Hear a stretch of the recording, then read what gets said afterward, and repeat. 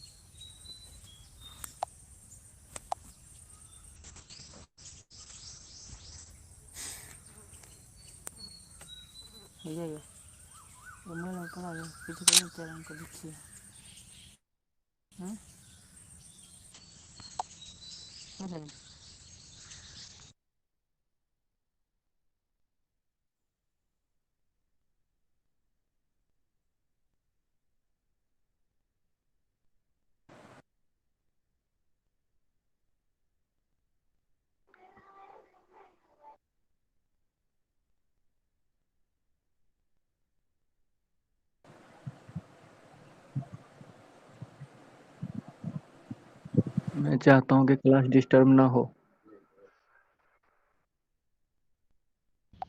Sir चालू कब होंगे क्लास? सारे वही चाहते हैं।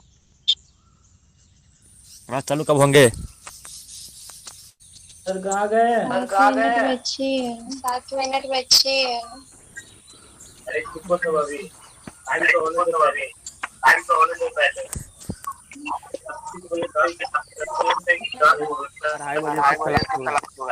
2:30 बजे से। हाँ जी सर कहाँ चले गए? जी साढ़े 2:30 बजे आएंगे। 2:30 बजे आएंगे, उससे पहले नहीं आएंगे। अच्छा, तब तक हम लोग वेट करते हैं सर का। जी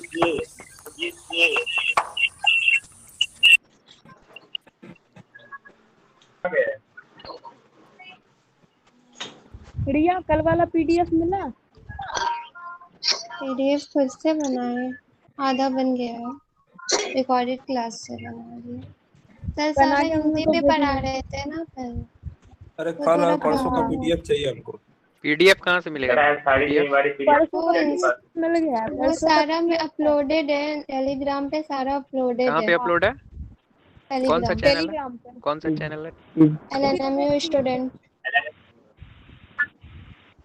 आप तो क्या क्या मेल भी कर सकते हैं। सर ने तो मेल भी दिया था ना, विकास सर ने मेल भी किया था, जिन्होंने मेल किया। उस पे तो 2 ही आया है। सर जो का आया है। हाँ, वो विकास सर ने मेल दिया था तो सर ने सेंड किया दोनों। बाकी बाकी दिन का सर भी तो चाहिए। बना सकते हैं, टेलीग्राम पे सारा अपलोडेड है 5 दिन पीडीएफ का। डाल सकता है सर।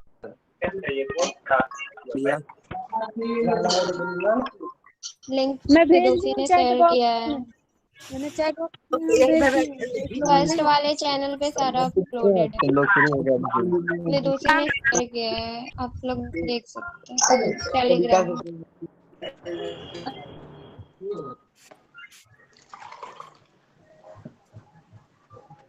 कैसे होला? सारे लोग एक ही बार बोल रहे हैं।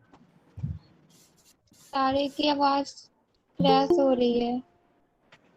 टेलीग्राम के चैनल का नाम क्या है? LNMU student. मैसेज कल तो किया है विदुषी ने। कमेंट बॉक्स में भेज दिए हैं। परसों मैं एब्सेंट कि, था। कल मैंने भी परसों वहाँ कितनी बारी भेजा है, कितनी बार सब पूछते हैं यार। अरे कल परसों मैं एब्सेंट था।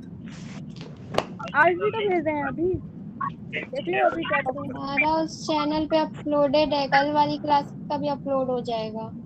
आधी बनी है कल की क्लास की पीडीएफ, आधी बनानी बाकी है। 2000 प्लस स्टूडेंट है उस ग्रुप में। कल वाले का तो वीडियो भी अपलोड हुआ है यूट्यूब में ना। वो हो जाएगी, आधी बाकी है, वो भी कर देंगे ग्रुप वाले। हमारा भैया गेम से जो है या मुझे भेज देना, ठीक।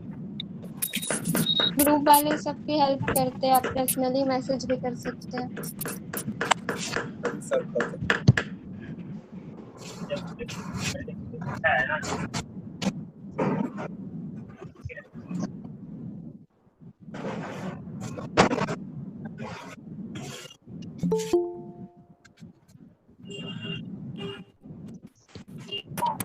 हमार ज्वाइन भए गेल छौ, ज्वाइन भए गेल छै हमर क्लास। आज तू ज्वाइन कर ना। माइक बहुत गया तो मुंह बंद कर लिया। पहले उसके बाद बोला। माइक तो म्यूट कर दीजिए। माइक बंद करके ये बात बोलते हैं बहन। ज्वाइन हो गया तो म्यूट कर लियो। Good afternoon sir. सर जुड़ गए। Same to you, same to you. Good afternoon sir. Good afternoon sir. Good afternoon sir. Good afternoon sir. प्रणाम sir. Good afternoon sir. Good afternoon sir. तो class student आपके लिए एक information है। Firstly जो लोग क्लास में ज्वाइन किए हैं, चैट बॉक्स में पर उल्टा सीधा चैट किन्हीं का भी मिला, यहाँ से परमानेंटली उसको रिमूव कर दिया जाएगा। सर हाय हेलो नहीं आना चाहिए चैट में। तो आप प्लीज आप चुप रहिए, जो भी बोल रहे हैं हम बात कर रहे हैं ना। तो क्लास को शुरू किया जाए, कैसे क्या हाँ सर, होगा? Class yes sir. जी जी सर, जी सर। क्लास को शुरू कर दिया जाए। किया जा शुरू। चलिए तो आज मौसम भी बहुत अच्छा है और सारी चीज़ें हम लोग के अनुकूल हैं। तो आज जो 2 चैप्टर हमको पढ़ाना है, तो थोड़ा सा आप लोग बीच में क्लास को समझ कीजिएगा, मेरी बात को पूरी हो जाने दीजिएगा, जिससे कि मैक्सिमम हमको शायद 1.5 घंटा का समय मिला हुआ है। तो हम चाहते हैं कि इस 1.5 घंटे में हम दोनों को पूरा कर दें और सारी चीज़ें आपके सामने हम बोलचाल की भाषा में ही हम आपको समझाएंगे। ज़्यादा मतलब संवैधानिक शब्द का हम प्रयोग नहीं करते हैं। हमारा यह सोच है कि वह चीज़ें वो आपके सामने मैं आसानी से प्रस्तुत कर सकूं, वो चीज़ आसानी से आप समझ सकें। तो आज हम सबसे पहले हम यूनियन पब्लिक सर्विस कमीशन और स्टेट पब्लिक सर्विस कमीशन, इसके बारे में चर्चा और परिचर्चा करेंगे, बातचीत करेंगे आपसे कि संघ लोक सेवा आयोग और राज्य लोक सेवा आयोग का गठन कैसे होता है, उसकी भूमिका क्या है, उसका रिलेवेंट क्या है, क्यों आवश्यक है लोक सेवा आयोग, क्या कारण है कि लोक सेवा आयोग की स्थापना किया गया। हमारे संविधान निर्माण सभा के सदस्यों ने अलग से ही एक प्रावधान कर दिया गया। यह सोचने वाली और विचारणीय आज प्रश्न है, क्योंकि स्पेशली इस चीज के लिए संविधान में अलग से प्रावधान किया गया और संघ लोक सेवा आयोग चाहे राज्य लोक सेवा आयोग को एक संवैधानिक दर्जा प्रदान किया। यह भारतीय संविधान के भाग 14 अध्याय 14 आप नोट कर सकते हैं और आर्टिकल 315 से लेकर के 323 में इसकी व्याख्या मिलती है, स्पष्ट रूप से व्याख्या मिलती है। और संघ लोक सेवा आयोग और राज्य लोक सेवा आयोग कैसे काम करेगा, इसके सदस्य की नियुक्ति कैसे होगी, इनकी सदस्यों का कार्यकाल क्या होगा, वेतन कितना होगा, भत्ता कितना दिया जाएगा, इनकी भूमिका क्या होगी, अगर गलत कोई कार्य करते हैं तो इनको डिसमिस कैसे किया जाएगा, मतलब पदच्युत कैसे किया जाएगा। इस सारी चीजों का प्रावधान आपके भारतीय संविधान में स्पष्ट रूप से किया गया। हम इतिहास में नहीं जाएंगे ज्यादा, आपको थोड़े से मोटे तौर से समझा दें जी कि लोक सेवा आयोग की जो स्थापना हुआ वह 1 अक्टूबर 1926 में हुआ। उस समय इंग्लैंड में ये सब सारी चीजें परीक्षाएं होती थी, जिसमें ICS हुआ करता था, जिसमें सुभाष चंद्र बोस जी ने भी ICS की परीक्षा पास किया था, बाद में इस्तीफा दे दिया, त्याग पत्र दे दिया। तो बड़ा लंबा हो जाएगा, उसके बारे में हम ज्यादा नहीं जाएंगे डिटेल में, लेकिन यह जानते रहिए कि इसकी स्थापना जो हुआ था 1 अक्टूबर 1926। जब संविधान लागू हुआ 26 जनवरी 1950 को, तो भारत में संघ लोक सेवा आयोग काम करना शुरू किया। स्वतंत्रता प्राप्ति के पश्चात, आज संविधान लागू होने के पश्चात 26 अक्टूबर 1950 को। 2 डेट हो गया। आपसे पूछता है कि संघ लोक सेवा आयोग की स्थापना सर्वप्रथम कब हुई थी, तो क्या हो जाएगा 1 अक्टूबर 1926। अब पूछेगा कि आजादी के पश्चात संघ लोक सेवा आयोग की स्थापना कब हुई, तो क्या हो जाएगा 26 अक्टूबर 1950। मतलब इसी क्वेश्चन में आपको 2 तरह से मिलते हैं।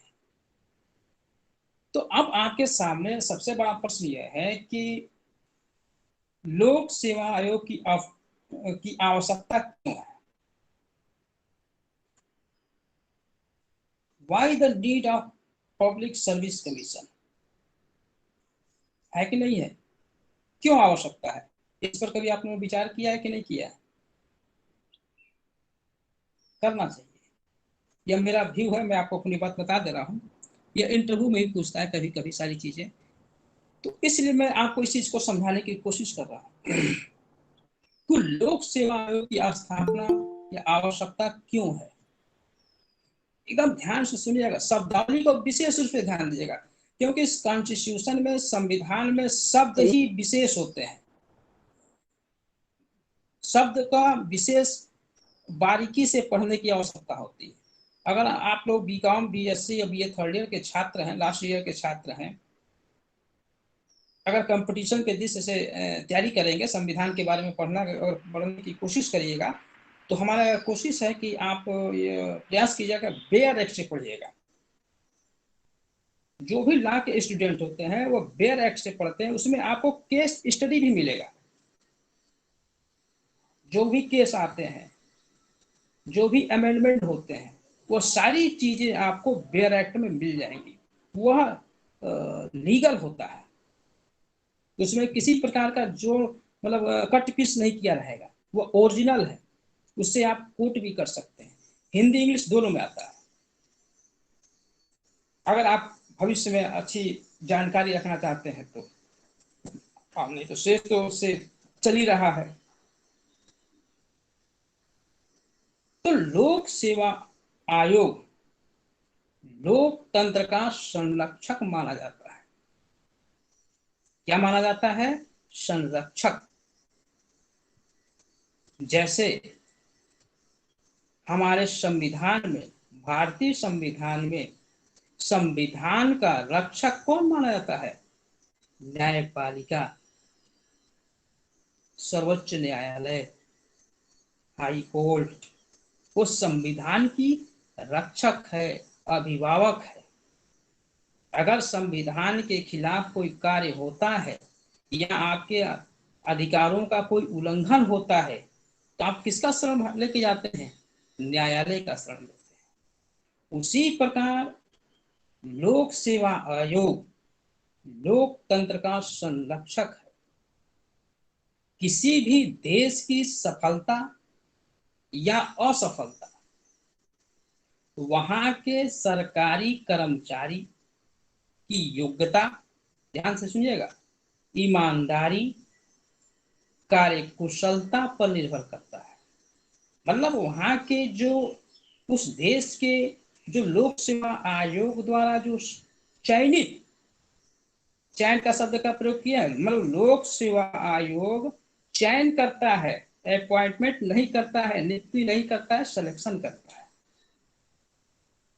जो भी चयनित अभ्यर्थी जाते हैं,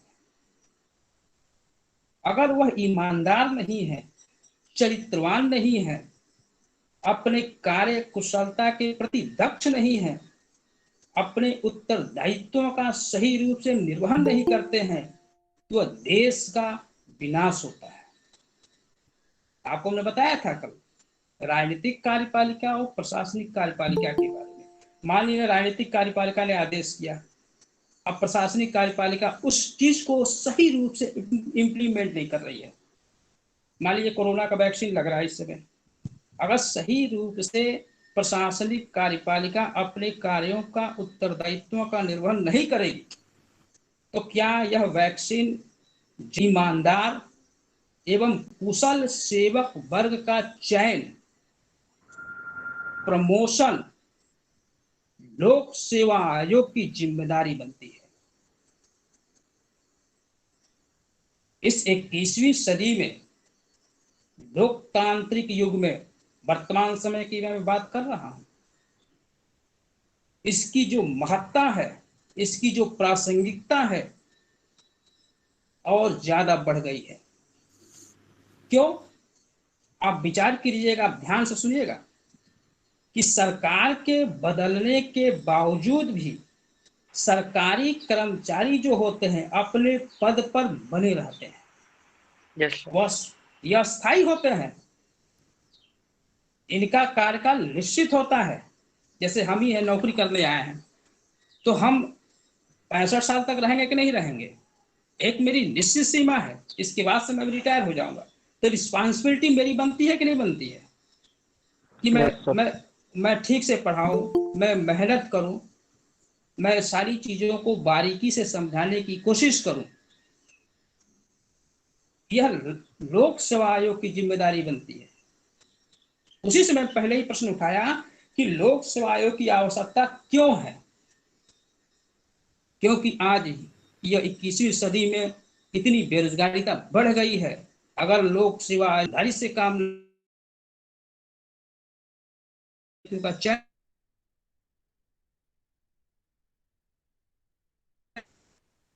अब लोक सेवा आयोग की जो आवश्यकता है, कार्यपालिका है और जो प्रशासनिक जो कार्यपालिका है, उनके बीच समन्वय का कार्य के लिए लोक सेवा आयोग की आवश्यकता है, महत्व है। दूसरा हमको लगता है कि लोक सेवाओं में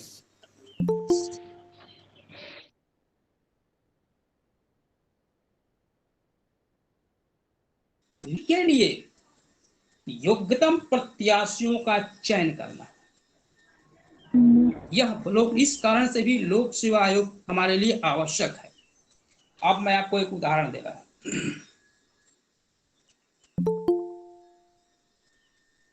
जैसे हमने कई कमीशन में इंटरव्यू दिया, यूपी का भी दिया है, छत्तीसगढ़ का भी दिया है, झारखंड का भी दिया, बिहार का भी दिया। हर जगह का आयोग का नियम और कानून अलग होता है। बिहार के मैं बता रहा हूँ, बिहार के परिप्रेक्ष्य में, हम बिहार में है तो बिहार के बारे में बताएंगे थोड़ा सा आपको। तो जब मैं बिहार में इंटरव्यू देने गया तो पहले तो औपचारिकता जो है, जो सारी चीजें होती हैं जर्नली सबके साथ होता है, वो डॉक्यूमेंट सब सारी चीजें चेक हुआ, वो सब सारी चीजें क्लियर हुआ। उसके बाद से हमको वहाँ से कहा गया कि आप एक कमरे में जाइए। वहाँ से एक प्यून हमको एक कमरे में ले गया, वहाँ पर हमको टोकन नंबर मिला और हमको बताया गया किस टोकन नंबर को आप दीजिएगा। उसके अलावा आपको से ना आपका नाम पूछा जाएगा, ना आपके घर का पता पूछा जाएगा, ना उससे कोई मतलब।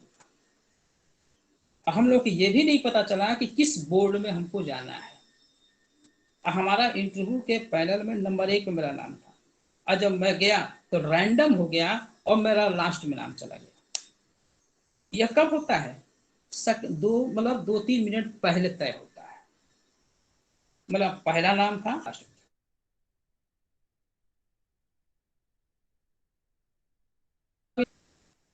क्या चेयरमैन थे, कौन मेंबर थे, ये कुछ पता नहीं चलता। वो गया, मैं उस टोकन दिया, उसके बाद से काम इंटरव्यू शुरू। कहने का मतलब ये है कि इतनी पारदर्शिता के आधार पर आयोग सिलेक्शन करता है। बिहार लोक सेवा आयोग हमारे इस बीपीएससी से जो भी सिलेक्शन होता है, इसमें आप ध्यान से देखिएगा, कोई हैदराबाद का है, कोई छत्तीसगढ़ का है, कोई मध्य प्रदेश का है, कोई राजस्थान से आया है। अगर ईमानदारी से नहीं होता तो हम लोग यहाँ रहते नहीं रहते। इसलिए भी लोक सेवा आयोग की आवश्यकता है। आज भी ईमानदारी है, इसमें कोई दो राय नहीं, कोई संशय नहीं है। दूसरी चीज इसमें देखिएगा, हमको जो आवश्यकता लगती है कि लोक सेवाओं को भाई भतीजावाद एवं भ्रष्टाचार से दूर रखता है। आपने ध्यान से मेरी बातों को समझा होगा। टोकन दिया तो उसमें न तो मेरी जाति का पता चला, न तो मेरे घर का पता चला, न तो मेरे क्षेत्र का पता चला, ना ही मेरे नाम का पता चला, ना ही मेरे वर्ण का पता चला। कुछ पता चला उसको, चेयरमैन को चाहे मेंबर्स को? नहीं पता चला। तो लोक सेवाओं में भाई भतीजावाद जो आजकल चल रहा है,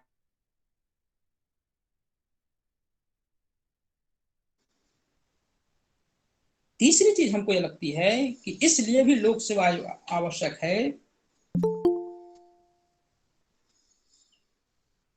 कि लोक सेवाओं के प्रश्नों पर सरकार के जो टेक्निक, जो परामर्श होते हैं, वह सरकार को प्रदान करती है कि क्या होना चाहिए, क्या नियमावली होनी चाहिए, कैसे किससे बनाया जाए रहे हैं। तो यह परामर्श भी देती है कि इन फ्यूचर अच्छे से अच्छे लोगों का सिलेक्शन, चयन किया जाए। आज वर्तमान समय में देखिएगा, इस कारण से भी हमको लोक सेवा आयोग आवश्यक है, क्योंकि भारतीय समाज में विभिन्न जातियों, भाषाओं, धर्मों की उपस्थिति के चलते लोक सेवा आयोग की जिम्मेदारी और बढ़ गई है।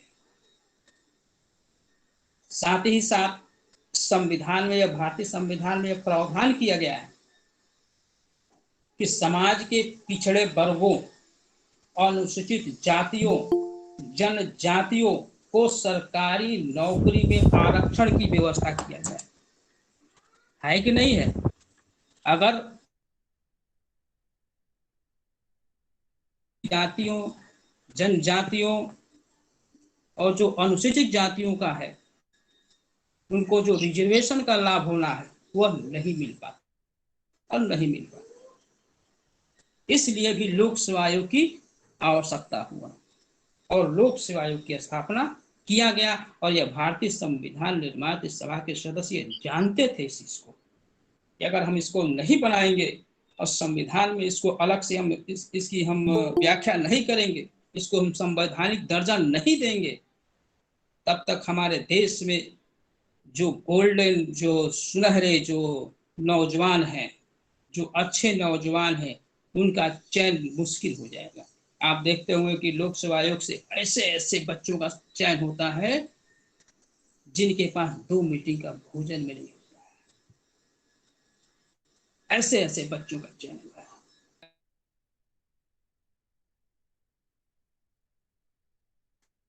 पीसीएस में टॉप पर, इस पर तुमको गर्व होता है। कुछ भी हो, बिहार तो इस मामले में सुप्रियर है, एजुकेशन।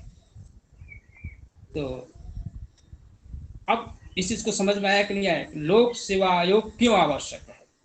आगे बढ़ते हैं कि लोक सेवा आयोग का गठन समझ में आ रहा है कि नहीं आ रहा है? थोड़ा सा हम क्लियर कर लें। यस सर, आ रहा है सर समझ में। Okay okay, thank you. मतलब बोरियत नहीं महसूस हो रहा है? यस सर, समझ में आ रहा है। यस सर, आ रहा है समझ। मतलब अच्छा बिल्कुल भी नहीं। चलिए चलिए, very good, thank you thank you thank you जी सर जी। चलिए म्यूट कीजिए। Okay, thank you. अब लोक सेवा आयोग का गठन कैसे होता है? जैसे दोनों का देखिए बेटा, एक चीज मैं मोटा मोटी समझा दे रहा हूँ। संघ लोक सेवा आयोग और राज्य लोक सेवा आयोग। संघ लोक सेवा आयोग, union public service commission, state public service commission की दोनों की व्याख्या भारतीय संविधान में जो हमने आर्टिकल बताया उसमें स्पष्ट रूप से किया गया है 315 से 323 के तहत। लगभग सेम है, कोई ज्यादा डिफरेंसेस नहीं है। तो जब हम लोग संघ लोक सेवा को बात करें तो जहां राष्ट्रपति की बात करें तो उसका दिमाग आप बैठा लीजिएगा कि स्टेट में कौन हो जाएगा, राज्यपाल हो जाएगा। बस इतना ही आप ध्यान, हाँ रहा राज्यपाल हो जाएगा, इतना ही बस ध्यान में रखिएगा।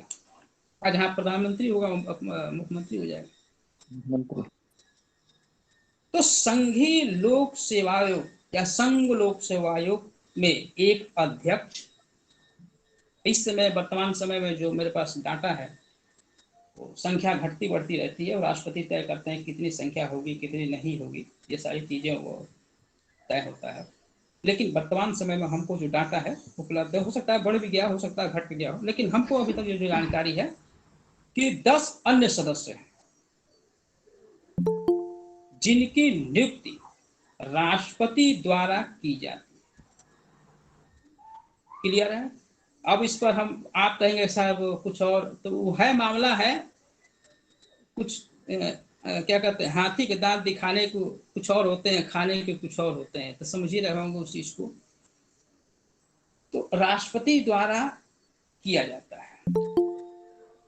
दूसरी चीज, एक व्यवस्था भारतीय संविधान में एक और कर दिया गया है, यदि ध्यान से दीजिएगा, यदि 2 या 2 से अधिक राज्य आपस में एक समझौता करते हैं और लोक सेवा आयोग की स्थापना करने में असफल होते हैं, तो वह विधानसभा से यह पारित करके राज्यपाल के माध्यम से राष्ट्रपति को प्रेषित कर सकते हैं कि हमारे यहाँ एक संयुक्त लोक सेवा आयोग की स्थापना किया जाए। मान लीजिए ऐसे समझिए, यूपी है, बिहार है, मान लीजिए झारखंड हो गया, आपका 3 स्टेट हो गए, तो मान लीजिए आपस में स्टेट आपस में समझौता करके भाई ऐसा करिए कि हम लोग तीनों लोग का मिल करके और एक संयुक्त लोक सेवा आयोग का गठन कर दीजिए। ये विधानसभा, झारखंड विधानसभा और राज्यसभा पावर देती है सरकार को। उसके बाद उस संयुक्त लोक सेवा आयोग के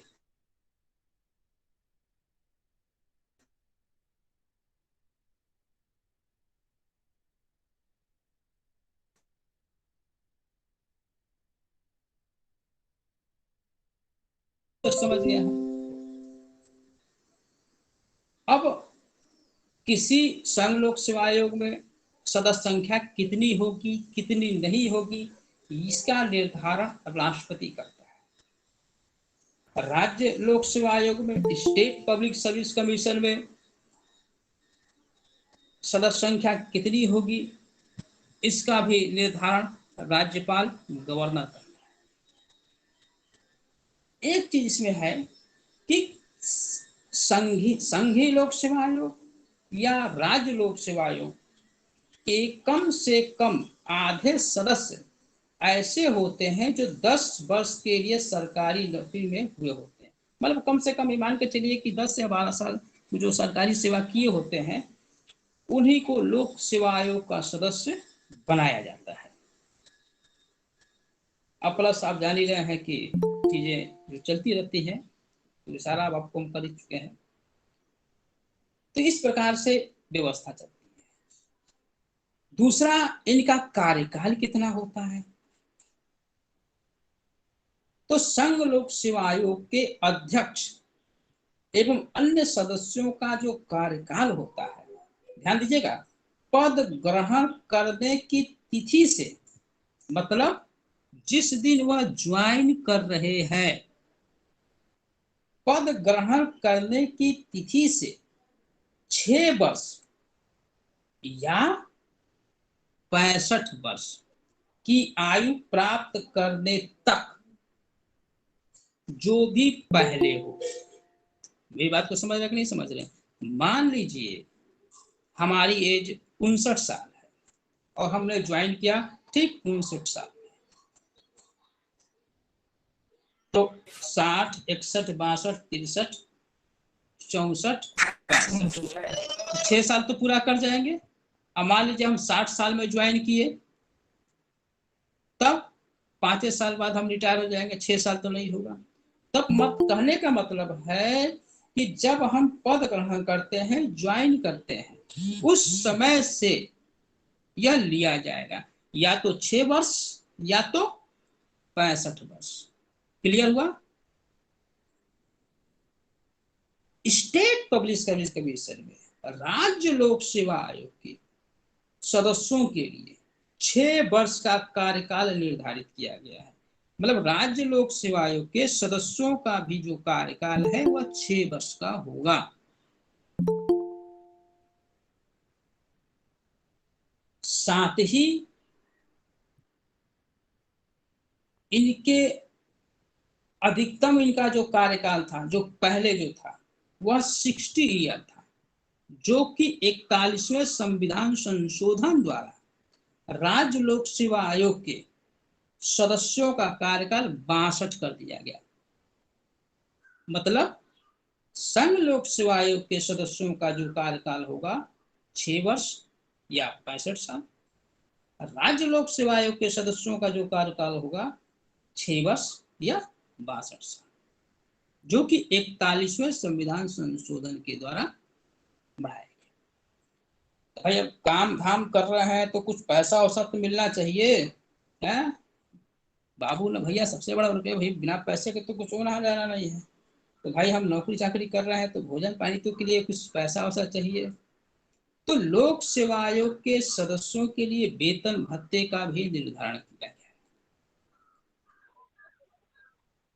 संघ लोक सेवा आयोग के अध्यक्ष को इन प्रेजेंट टाइम जो मेरे पास डाटा था या है, उनको प्रतिमाह 2.5 लाख रुपया मासिक वेतन मिलेगा। 2,50,000 रुपया प्रति माह। महंगाई भत्ता अलग है, डियरनेस अलग होता है। साथ में जो अन्य जो सदस्य हैं, जो मेंबर होते हैं संघ लोक सेवा आयोग के, उनका जो प्रति माह जो वेतन होगा वह 2 लाख रुपया प्रति माह होगा। राज्य लोक सेवा आयोग के लिए, स्टेट पब्लिक सर्विस कमीशन के सदस्यों को लिए, उनका जो वेतन होता है हर स्टेट में अलग अलग होता है। वहां की जो सरकार है, वहां की जो व्यवस्था है, उसके हिसाब से दिया और लिया जाता है। वैसे हम बिहार में रह रहे हैं, हम बिहार के वासी हैं, तो बिहार लोक सेवा आयोग के इस समय चेयरमैन की जो तनख्वाह है, जो हमको मिला है डाटा, 2,25,000 रुपया प्रति माह। ठीक है। और जो सदस्य हैं उनके लोक सेवा आयोग के, बिहार लोक सेवा आयोग के, उनका जो वेतन है 1,82,200 रुपया प्रति माह। महंगाई भत्ता, डियरनेस और जो सारी चीजें वो अलग से। इस प्रकार लोक सेवा आयोग के या संघ लोक सेवा आयोग के या राज्य लोक सेवा आयोग के लिए वेतन और भत्तों का भी निर्धारण किया गया है। कोई दिक्कत नहीं हो रहा है क्या बेटा? डियरनेस क्या बोले सर? नहीं सर, वो डीए होता है, क्या नाम है, भोजन पानी के लिए अलग से हर साल बढ़ता है, डीए अलाउंस होता है, वो हम लोग होता है। Dearness allowance. हाँ, डियरनेस होता है, 17% है, फिक्सेशन है, वो अलग चीज है, छोड़ दीजिए उसको। वेतन जानते रहिए। अन्य ओके सदस्य का ओके वेतन ओके। कितने मिले सर? किसका बेटा, कहाँ के? राज्य लोक सेवा आयोग। 1,00,000 इस बिहार बिहार के लिए बता रहे हैं, स्पेशली बताए हैं, 1,82,200 रुपया। जॉब होने के बाद पता चल जाएगा डीए क्या होता है।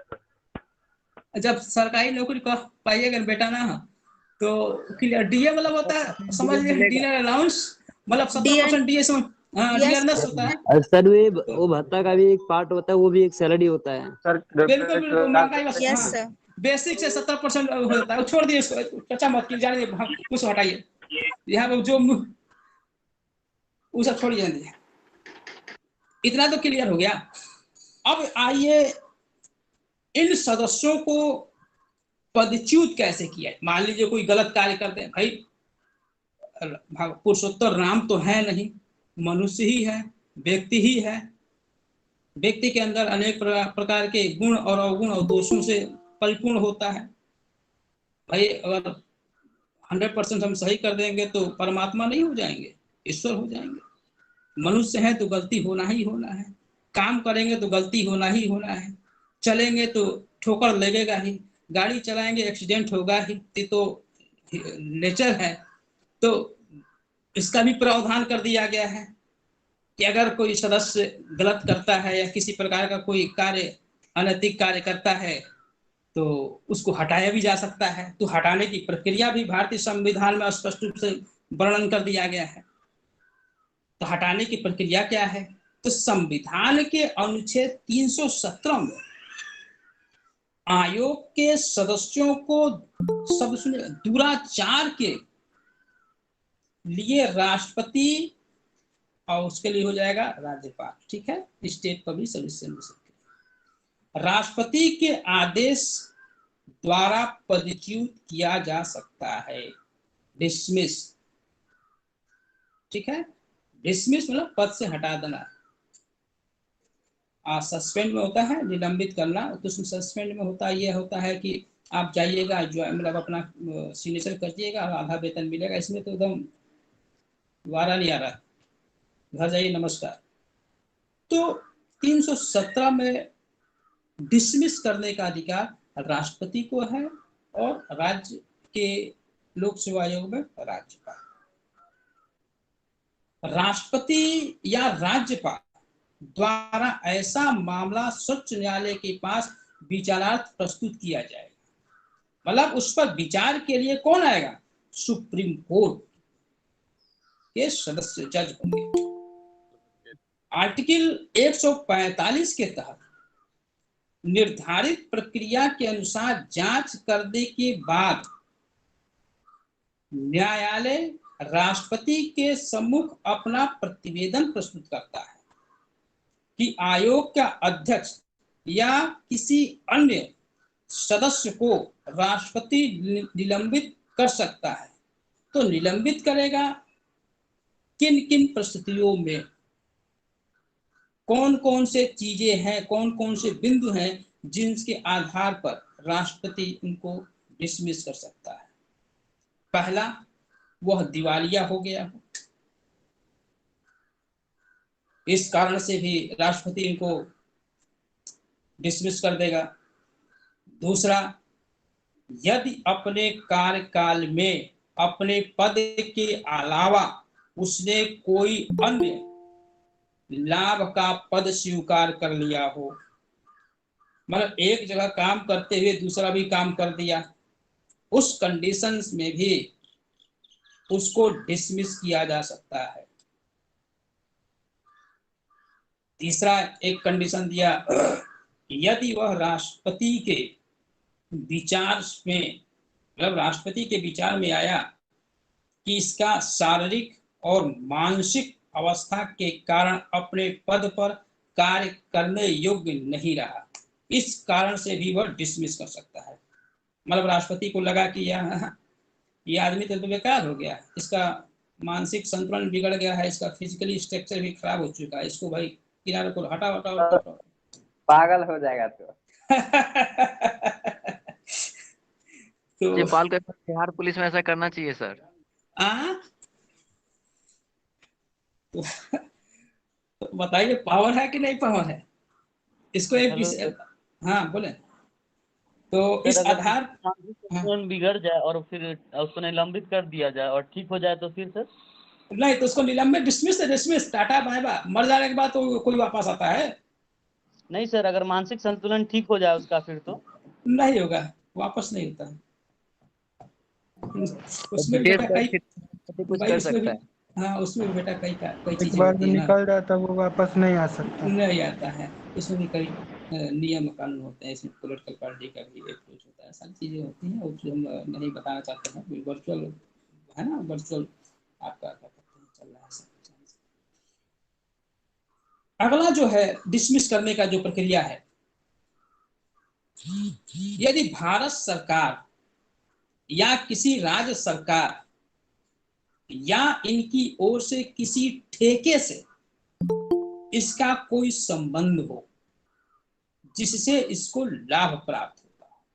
मान लीजिए हम हैं, शैलेंद्र श्रीवास्तव जी हैं, मान लीजिए हम साहब चेयरमैन है, पता चला कि खनका चौक पर हमें ठेका लिया हुआ है मेरा भाई और उसके नाम से ठेका वगैरह चल रहा है और वह नाम खाली कागज पर चल रहा है, ओरिजिनल में कोई है ही नहीं है। तो जांच हुआ, पता चला कि साहब ये तो इन्हीं का है। इस आधार पर भी उनको डिसमिस किया जा सकता है। तो आयोग का कोई सदस्य, एक और ध्यान सुनिएगा, आयोग का कोई भी सदस्य दोबारा उसी पद पर नियुक्त नहीं किया जा सकता। संघ लोक सेवा आयोग का सदस्य उसी आयोग का अध्यक्ष या किसी राज्य लोक सेवा आयोग को अध्यक्ष नियुक्त नहीं हो सकता। मेरी बात को समझिए, जैसे संघ लोक सेवा आयोग का अध्यक्ष है तो वह उसी आयोग का दोबारा अध्यक्ष नहीं हो सकता, या वह चाहे कि हम स्टेट में चले जाए किसी लोक सेवा आयोग, स्टेट पब्लिक सर्विस कमीशन का मैं अध्यक्ष हो जाऊं तो वहां भी नहीं हो सकता। उसको अब कहीं भी इस भारत में व्यवस्था नहीं है कि वह नौकरी चाकरी करे, वह रिटायरमेंट लेकर के सीधे घर जाएगा, उसकी कोई व्यवस्था नहीं है। हाँ, जो संघ लोक सेवा आयोग के जो सदस्य हैं, जो मेंबर हैं, वह संघ लोक सेवा आयोग का अध्यक्ष हो सकते हैं, या वह जो संघ लोक सेवा आयोग का सदस्य है वह राज्य लोक सेवा आयोग का अगर जब होगा तो वह अध्यक्ष ही होगा, चेयरमैन ही होगा, मेंबर नहीं हो सकता है। समझ में आया? क्लियर हुआ कि नहीं हुआ?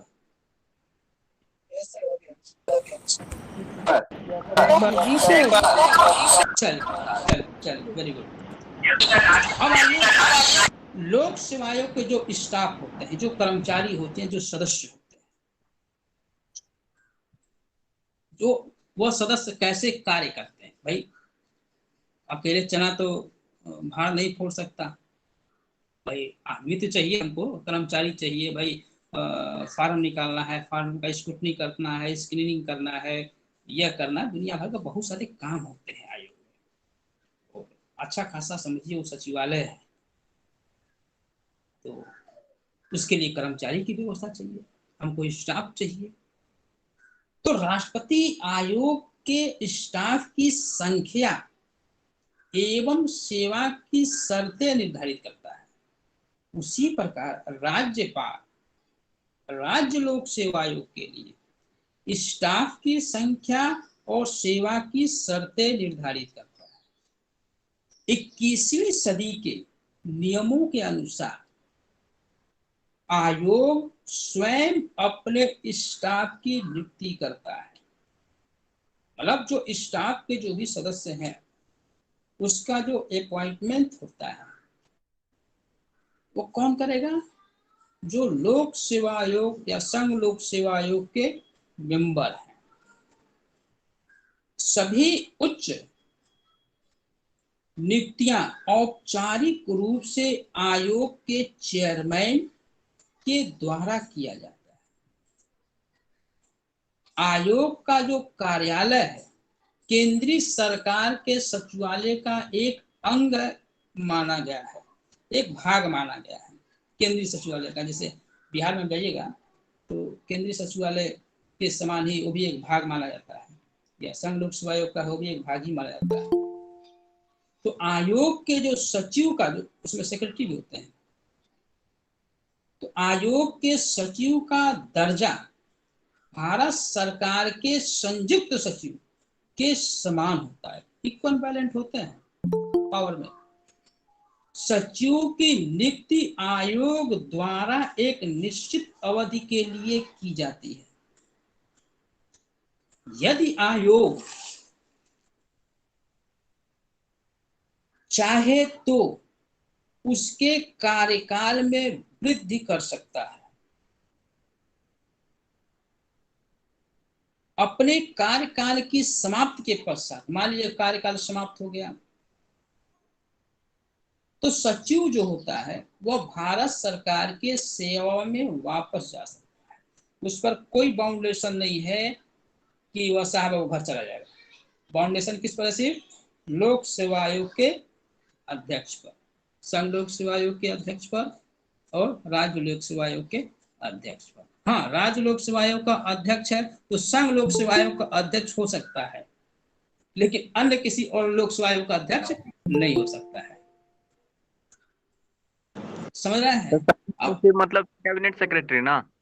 हाँ हाँ, कैबिनेट सेक्रेटरी। अब आइए राज्य लोक सेवा आयोग को जो सदस्यों की नियुक्ति और जो सेवा शर्तें हैं उसके बारे में तो आप समझ ही गए हैं। सारी चीजें मोटे मोटे तौर से हमने बता ही दिया है कि नियुक्ति कैसे होती है, उसका प्रोसेस क्या है, ये सब सारी चीजें क्लियर हुई हो गया होगा। और लोक सेवा आयोग के जो अधिकार हैं या संघ लोक सेवा आयोग के जो अधिकार है, राज्य लोक सेवा आयोग का अधिकार है, क्या पावर है, इसके बारे में हम चर्चा कर लेते हैं। भारतीय संविधान में हमें याद रहा, भारतीय संविधान के अनुच्छेद 320, यस हाँ, भारतीय संविधान के अनुच्छेद 320 में इसके पावर्स को भी एक्सप्लेन किया गया है। लोक सेवा आयोग के संघ लोक सेवा क्या किया गया है, कहा गया है कि संघ तथा विभिन्न राज्यों की सेवाओं में नियुक्ति के लिए प्रतियोगी परीक्षा का आयोजन करना एवं व्यक्तियों का चयन करना। मतलब संघ या जो प्रांतीय लोक सेवा आयोग है, चाहे बिहार लोक सेवा आयोग है, नियुक्ति के लिए, अपॉइंटमेंट के लिए प्रतियोगी परीक्षा का आयोजन करना और व्यक्तियों का चयन करना, इस किसका काम है? संघ लोक सेवा आयोग का और राज्य लोक सेवा आयोग का। दूसरा है कि दो बीपीएससी होता है। हाँ, yes yes yes yes yes yes, वो बता तो दिया, बिहार लोक सेवा आयोग और संघ लोक सेवा। हाँ, इसका बोर्ड का है ना सर?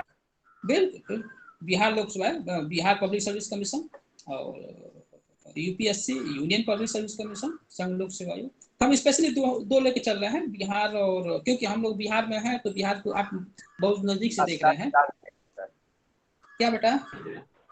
नहीं सर, बिहार के बारे में बताएगा तो बिहार के अच्छा से जानते हैं, अच्छा से समझ में आएगा। हाँ, तो वही चीज, हम बिहार का तो आपको उदाहरण दे भी रहे हैं। हमको भी बिहार अच्छा लगता है, ऐसी बात नहीं है। हम नहीं, हम बिहार रहने वाले बिहार के ही हैं, समस्तीपुर कुमैया गांव। और नौकरी चाकरी, हाँ नौकरी चाकरी गोरखपुर में था मेरे पिताजी का, वहीं से मैंने एजुकेशन किया। यस यस, ये मैं तो बहुत भाग्यशील हूँ कि मेरा जो जन्मस्थली है, मेरा कर्मस्थली बन गया। रहने वाले बगल के जिले का मैं समस्तीपुर का रहने वाला हूँ, कुमैया गांव है। समस्तीपुर का रहने वाला हम भी हैं। हाँ, तो सर बिहार में सब अच्छे। यस यस यस, कोई दो राय नहीं है। अरे सर को डिस्टर्ब मत करो, भूल जाएंगे। तो कैसा लग रहा है सर? सर गोरखपुर क्या है मैं? चलिए बधाई हो भाई आपको भी। कैसा लग रहा है मेरा लेक्चर, पहले बताइए। अच्छा लग रहा है बहुत अच्छा लग रहा है सर। बहुत अच्छा लग रहा है सर। क्योंकि आपसे ही हम हैं, क्योंकि अगर कुछ त्रुटि हो जाता है तो उसको हमको बताइएगा, उसको हम और सुधार करेंगे कि आने वाले जो भविष्य हैं, आने वाले जो जनरेशन हैं, उनको मैं और अच्छे से अच्छा मैं दे सकूं। क्योंकि मेरा प्रयास रहता है बेटा कि हमेशा अच्छा से अच्छा करना, तो ये मेरी एक कोशिश है। त्रुटि की कोई चांस ही नहीं है सर। सर चलिए, क्लास धन्यवाद। कभी कॉलेज से किए नहीं है, लेकिन आज ऑनलाइन क्लास करके बहुत अच्छा लग रहा है सर। धन्यवाद। जैसे बुक में पढ़े थे सर, उसी तरह लग रहा है एकदम। अरे को डिस्टर्ब मत करो, भूल जाएंगे वो। Thank you. चलिए, तो उसमें हमने बताया था कि दूसरा जो शक्ति है, दो से अधिक राज्यों के आग्रह पर लोक सेवा आयोग, जो हमने आपको बताया था कि संयुक्त लोक सेवा आयोग की स्थापना करता है राष्ट्रपति, और इसका भी कार्य और जो नियुक्ति होती है वो राष्ट्रपति करता है, और भर्ती के लिए राज्यों की सहायता करता है। तीसरा इसमें एक महत्वपूर्ण कार्य है, यह परामर्शदात्री का भी कार्य करता है, यह परामर्श भी देता है। क्या है, जैसे हमारा पॉलिटिकल साइंस है, इस चीज का अध्ययन करता है, क्या था, क्या है और क्या होना चाहिए, पास्ट, प्रेजेंट और फ्यूचर। राजनीति विज्ञान का अध्ययन इसी पर टिका होता है। इसी प्रकार लोक सेवा आयोग या संघ, माइक था अपना म्यूट कर ली बेटा। जैसे संघ लोक सेवा आयोग या राज्य लोक सेवा आयोग एक परामर्श देने का भी कार्य करता है।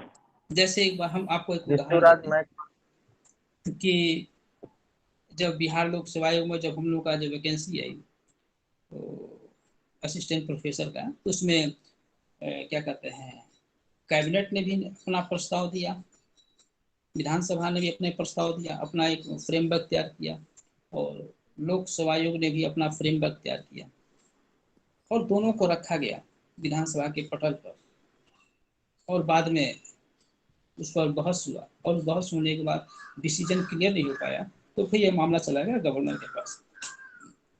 गवर्नर के जो उनके सलाहकार थे, उनके जो अगल बगल के सचिव थे, उन्होंने उसका अध्ययन किया।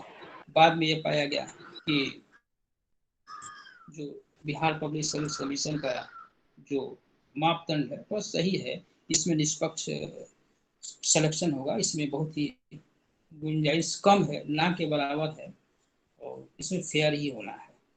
तो उस आधार पर उस चीज को लागू किया गया। तो कहने का मतलब है कि लोक सेवा आयोग या संघ लोक सेवा आयोग एक परामर्श के रूप में भी कार्य करता है। जैसे नियुक्ति या पदोन्नति आदि के संबंध में वह विवादों पर वह क्या करता है, परामर्श देता है।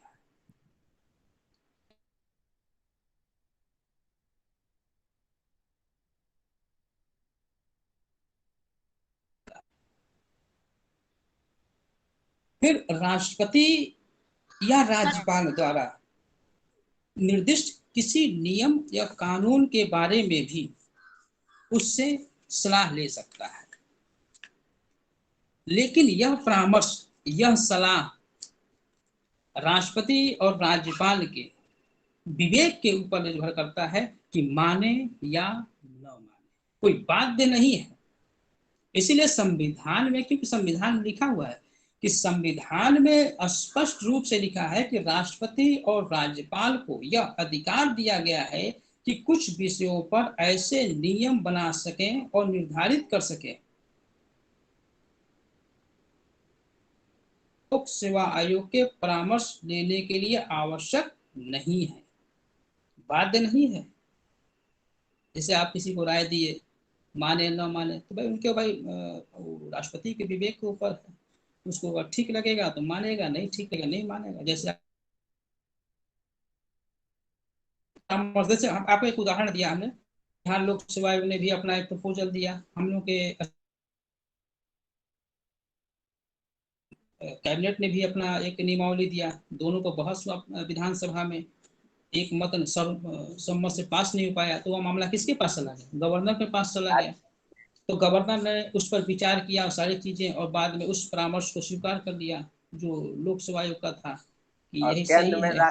केंद्र में राष्ट्रपति के पास चल जाता है ना सर। बिल्कुल बिल्कुल बिल्कुल बिल्कुल, अब आप समझने लगे हैं। ओके। दूसरी चीज कि संविधान के अनुच्छेद 321 के अनुसार भारतीय संसद या संबद्ध राज्य का विधानमंडल विधि द्वारा संघीय आयोग या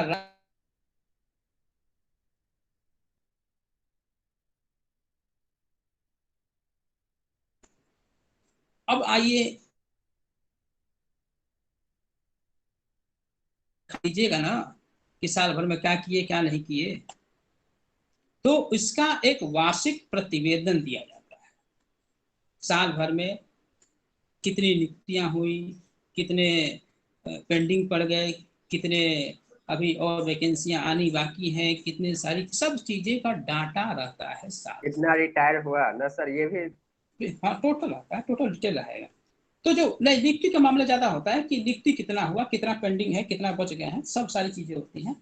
तो वार्षिक प्रतिवेदन जो होता है, संघ लोक सेवा आयोग या राज्य लोक सेवा आयोग वर्ष भर में अपना अपना प्रतिवेदन देते हैं।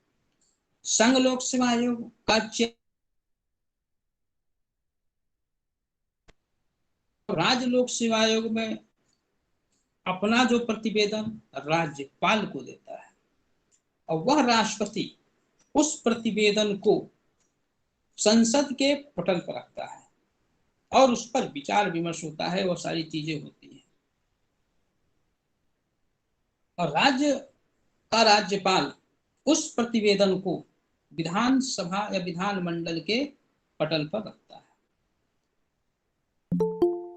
तो चूंकि लोक सेवा आयोग की जो अपनी जो सिफारिशें हैं वो निष्पक्ष होता है, इसलिए सरकार के जो आयोग के जो सिफारिशें हैं वो अक्सर मान लिया करती है कि जो भी किया है ठीक है, चलो अप्रूवल दे दो और आगे काम करो।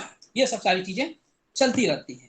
यही कभी कभी होता है, आप देखते होंगे पेपर में कभी कभी आता है, न्यूज़पेपर में आ जाता है, सारी चीजें आती हैं कि कभी कभी यह वार्षिक प्रतिवेदन समय से नहीं प्रस्तुत कर पाते या प्रतिवेदन दे भी दिए वह विधानमंडल या चाहे संसद के पटल पर नहीं आ पाता है।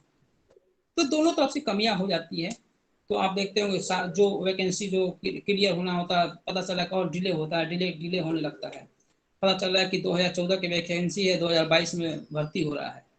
तो ऐसे चलती रहती है, प्रक्रियाएं चलती रहती है। अब प्रश्न यह उठता है कि लोक सेवा आयोग को भारतीय संविधान ने स्वतंत्र क्यों रखा? एक संवैधानिक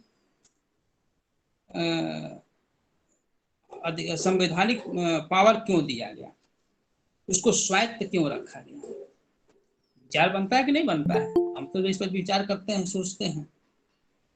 तो आपको भी सोचना चाहिए, क्योंकि आप वो BA थर्ड ईयर के छात्र हैं और PG करेंगे, सारी चीजें हैं, अब सोशल लाइफ होने वाला है, तो हमेशा उसकी जो पॉजिटिव है उसमें क्यों ऐसा हुआ इसकी तलाश में हमेशा रहना चाहिए। तो आयोग के सदस्यों को स्वतंत्र क्यों रखा गया? तो इसमें हमने पहला पॉइंट हमको लगा कि लोक सेवा आयोग के सदस्यों का कार्यकाल निश्चित है। कोई भी सदस्य दोबारा अपने पद पर नियुक्त नहीं किया जा सकता, इसलिए इनको स्वतंत्र रखा गया है।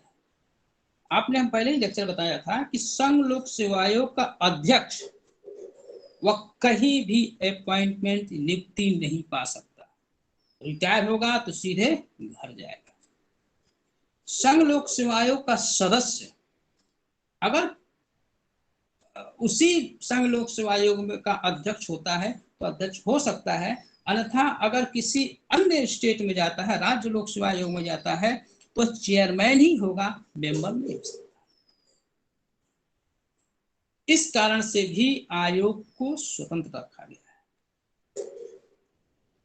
दूसरा सबसे बड़ा कारण हमको लगता है कि आयोग के सदस्यों को केवल संविधान द्वारा निश्चित की गई प्रक्रियाओं के अनुसार ही हटाया जाता है और निलंबित किया जाता है, जो आपको हमने शुरू में ही बताया था। इसलिए भी जो लोक सेवा आयोग के जो सदस्यों को है जो इंडिपेंडेंट रखा गया है, स्वतंत्र रखा गया, कि जिससे यह निष्पक्ष रूप से काम कर सके। अगर आप ज्यादा उनको स्वतंत्रता नहीं दीजिएगा, उन प्रकार की दाएं बाएं लेफ्ट करेंगे, क्या साहब गड़बड़ हो जाएगा, ये हो जाएगा, वो हो जाएगा, हटा दिया जाएगा, स्कूल की अपना काज नहीं कर पाएगा ना सर, नहीं कर पाएगा। ये चीजें स्वतंत्रता उसको चाहिए कि नहीं चाहिए? ओके। इसलिए आयोग के सदस्यों को स्वतंत्र रखा गया, जो मेरा मानना है। तीसरी चीज यह है कि आयोग के सदस्यों के लिए पर्याप्त वेतन और भत्ते की व्यवस्था। ये बताइए 2.5 लाख रुपया कम नहीं होता है पर मंथ, तो अच्छा खासा वेतन भी दिया जाता है कि गलत कार्य न करें। आज भी यूनियन पब्लिक सर्विस कमीशन का कोई जवाब नहीं है, कोई उंगली नहीं उठा सकता, चाहे कोई भी हो, चाहे स्टेट लोक सेवा आयोग का भी हम मानते हैं थोड़ा बहुत 19-20 होता है, लेकिन 2005 में सब पूरा हो गया था सर यूपीएससी के बोर्ड, तो होता है हाँ, थोड़ा जांच नहीं होता बेटा, 90% सही होता है, 10% मानते हैं ठीक है। अब मान लीजिए ट्रेन जा रही है तो उसमें 1500 WT चले जाते हैं, तो क्या कीजिएगा भाई? हाँ, तो उसके लिए आप तो कालर पकड़ के उतार भाई। आप गेहूं फटकते हैं नहीं फटकते हैं, ऐसे समझे। माता पिता माताएं बहनें जो है गेहूं फटकती होंगे, आप देखते होंगे, तो गेहूं जब फटकते हैं तो उसमें कुछ पहिया रह जाता है, वो गेहूं के साथ पिस जाता है। तो कुछ क्या नाम है, अच्छे तत्व का सिलेक्शन होता है, लेकिन कुछ ऐसे होते हैं, 1-2 चले आते हैं जो उसके लिए नहीं कुछ कहा जा सकता। हाँ, तो उसके लिए ज्यादा उसको माथापच्ची नहीं करना चाहिए, हर जगह होते हैं, तो उतना रहना भी जरूर है।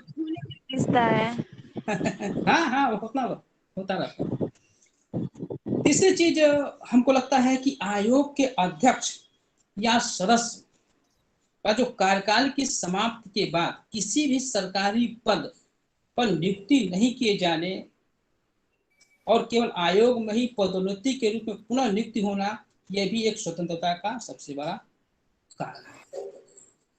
और एक तो एज ही है, निश्चित अवधि में वो उनका कार्यकाल कर सकते हैं, 62 साल 65 साल, तो इसलिए भी वह निष्पक्ष रूप से कार्य करते हैं। लेकिन सब ठीक है, अच्छी बातें हुआ, बहुत खराब बातें नहीं हमने किया लोक सेवा आयोग के बारे में, लेकिन थोड़ा बहुत तो हर चीज का निगेटिव और पॉजिटिव होता ही है। जिससे मान लीजिए आलोचना उसी की होती है जिसके अंदर क्वालिटी होती है, आलोचना उसकी नहीं होती जिनके अंदर क्वालिटी ना हो। सर इंडिया ने सर कोई भी बड़ा पैमाने पर होता है लोगों का काम है कुछ तो जैसे मान लीजिए आम का वृक्ष है, अगर आम लटका है तभी पत्थर चलेगा, अगर आम नहीं लटका है तो पत्थर कौन मारेगा? कोई पागल ही मारेगा, कोई मतलब नहीं है पत्थर मारने से। तो के चेयरमैन सर कुछ ही दिन पहले न्यूज में रहे थे। क्या बेटा क्या कर रहे हैं? अब आइए इसके थोड़ा सा आलोचना के बारे में भी बातचीत कर लिया जाए कि इसकी दुर्बलताएं क्या चल रही हैं। जैसे लोक सेवा आयोग या चाहे संघ लोक सेवा आयोग में कुछ दुर्बलताएं भी दिखाई पड़ती हैं। जैसे अधिकांश समयों में आप देखिएगा आयोग के जो सदस्यों की जो नियुक्ति करते समय जो होता है उच्च स्तरीय योग्यता को ध्यान में नहीं रखा गया है। कभी कभी होता है, हमको याद है कि उत्तर प्रदेश लोक सेवा आयोग में, आपको भी याद होगा, उस समय हमारे यहाँ श्री अनिल कुमार यादव चेयरमैन हुआ करते थे। उत्तर प्रदेश लोक सेवा आयोग के चेयरमैन अनिल कुमार यादव हुआ करते थे माननीय अखिलेश यादव जी के सरकार में, और ये इटावा साइड के रहने वाले थे और प्रिंसिपल थे डिग्री कॉलेज के। उनके खिलाफ काफी आरोप लगे और लड़कों ने हाई कोर्ट में और सुप्रीम कोर्ट में मुकदमा किया और बाद में जांच हुआ और 307 302 के मुलजिम थे, ऐसा कुछ था। तो कभी कभी होता है कि कहने को होता है कि राज्यपाल इसकी नियुक्ति करता है, लेकिन कहीं ना कहीं पॉलिटिकलाइज नियुक्ति होती है, राजनीतिक नियुक्ति होती है, इसको आप इग्नोर नहीं कर सकते। तो उस समय क्या हुआ कि हाई कोर्ट ने भी अनिल यादव को बर्खास्त किया, सुप्रीम कोर्ट ने भी बाद में बर्खास्त किया अनिल यादव को, तब जाकर के अनिल यादव उत्तर प्रदेश लोक सेवा आयोग से त्याग पत्र देके वापस चले गए। कभी कभी होता है कि आयोग में जो होता है कुछ अनर्गल लोगों का चयन हो जाता है। फिर आप देखे होंगे कि अधिकांश जो राज्यों के लोक सेवा आयोग हैं उस समय पर अपना वार्षिक प्रतिवेदन नहीं देते हैं, जिसके कारण चीजें सब पेंडिंग रहती हैं और नौजवान जो होते हैं बेरोजगार होकर के सड़क पर घूमते हैं कि अब चीजें आएंगी, अब होगा। अब पता चला कि आप 2020 में वांड डाले हुए हैं और पता चला कि रिटर्न हो रहा है 2028 में, पता चला कि हाई कोर्ट में मुकदमा हो गया 2029 में, फिर पता चला कि 2030 में सुप्रीम कोर्ट में मामला चला गया, पता चला 2035 में फिर रिटर्न हो रहा है और 2038 में क्या नाम है आपका रिजल्ट आ रहा है। पता चला कि अब जब भरे थे तो 22 साल के थे और जब सिलेक्शन हो गया तो 45 साल। तो चीजें चल रही है कि ये सब सारी चीजें हैं, इसकी दुर्बलताएं हैं। जैसे हम ही लोग फार्म भरे थे 2014 का, सिलेक्शन हुआ 2019 में, 5 साल क्या किए, बहुत से लोग मर भी गए थे इसमें। चीजें चलती रहती। और तीसरी चीज में है कि राज्य सरकारों ने भी आयोग के सिफारिशों को अनेक बार अनदेखा कर देते हैं, मानते ही नहीं है। और इस समय तो आर्थिक स्थिति के ऐसा नहीं होता है ना सर बेटा, वो हर थोड़ा बहुत तो उसको बीपीएससी में भी ऐसा होता है। लास्ट टाइम अभी जो रिजल्ट आया है उसके बारे में भी पता कर लीजिए कब फॉर्म भरा गया। बिहार का सब एग्जाम होता है, सिर्फ एग्जाम ही नहीं है, हमको लगता है कि एलएनएमयू का ही स्टेशन बेटा आयोग का एक नियम बता दे रहा है, सुन लीजिए जी सर। तीन चीज होता है परीक्षा का फॉर्म, 3 होता है, return, pre return, high court, supreme court interview. 5 step होता है। प्री दे दी जाए जिसको पीटी कहते हैं, उसके बाद हाई कोर्ट, फिर सुप्रीम कोर्ट, फिर रिटर्न दिया, फिर इंटरव्यू। सर धरना वरना छोड़ दिए? हाँ क्या बेटा? धरना सब जो बैठता है वो सब छोड़ दिए? कौन? अरे वो तो मतलब नीचे लेवल का ना धरना करता था, सर सब कुछ करते थे। वो सब चलता रहता है, वो सब चलता रहता है, वो सब चलता रहता है। एक मतलब एक बताया, आउटलुक बताया सारी चीजें। और तीसरी चीज आप देखिएगा इसमें हमको एक और हमको आलोचना दिखता है, दुर्बलता दिखता है कि आयोग की जो आर्थिक स्थिति है इस समय इतनी अच्छी नहीं है। जो इंटरव्यू लेने जो आते हैं, जो विशेषज्ञ हैं, वो पुराने धुराने चले आते हैं जिनका पहले से नाम चल रहा है पैनल में। अब देखिएगा आयोग ने अपना पैसा बढ़ा दिया, 2-2 हजार रुपया फीस कर दिया है। अब बेरोजगार आदमी बेचारा कहाँ से लड़का छात्र पैसा देगा? 2-2 हजार 2.5 हजार रुपया फीस हो गया है। फीस दे, पढ़ाई करे, मकान का किराया दे कि भोजन करे। बताइए जिसके पिताजी की सालाना आमदनी 1 लाख रुपया होगा वो कहाँ से खर्चा करेगा? मैं तो इस पर विचार करता हूँ, मेरे कई ऐसे मित्र हैं। सर ये तो सरकार की नाकामी है, टीचर की बजाय ये तो सरकार की नाकामी है। तो नहीं, अब दुर्बलता हम बता रहे बेटा, हमको बात शो होता है ये सब चीज़ों को देखकर। चीज़ें तो है सर, सबके साथ है। अभी मान लीजिए कि हम लोगों का एग्ज़ाम होगा, सेशन ठीक है, सेशन हम लोगों का ठीक है 18 से 21, तो समझ में आता है कि चलिए ठीक है। लेकिन इस सेशन ठीक का भी नतीजा क्या कि जब यहाँ से पास होने के बाद आदमी कम्पिटिटिव सिविल सर्विसेज में जाएगा या फिर इस तरीके का जीएस, तो फिर होता है कि वैकेंसी ही नहीं है। सही बात है। और एक पॉइंट और हम बता रहे हैं, हमको याद आ रहा है कि जो आयोग के जो सदस्यों के इस आप जो चर्चा किया ना, ईमानदारी और निष्पक्षता पर भी संदेह हो गया है। संदेह सर आज से नहीं है। अब उनको हनुमान जी की तरह भाई साहब आप सर का पर्सनल नंबर ले लो, पर्सनल बात करना, ठीक है? यहाँ पे बात मत करो भाई। सर का पर्सनल नंबर मांग लो भाई, डिस्टर्ब मत कर, भूल जाएंगे। सर का पर्सनल नंबर मांग लो और सर से बात कर लेना, ठीक है? अब अपना म्यूट कर लीजिए। तो अब वो भी चीज है कि आज आयोग के सदस्यों को जो ईमानदारी और निष्पक्षता है उस पर भी एक संदेह हो गया है कि साहब ईमानदार हैं, उनको कहना पड़ता है सब हम ईमानदार हैं, मैं ईमानदार हैं, मैं ईमानदार हैं।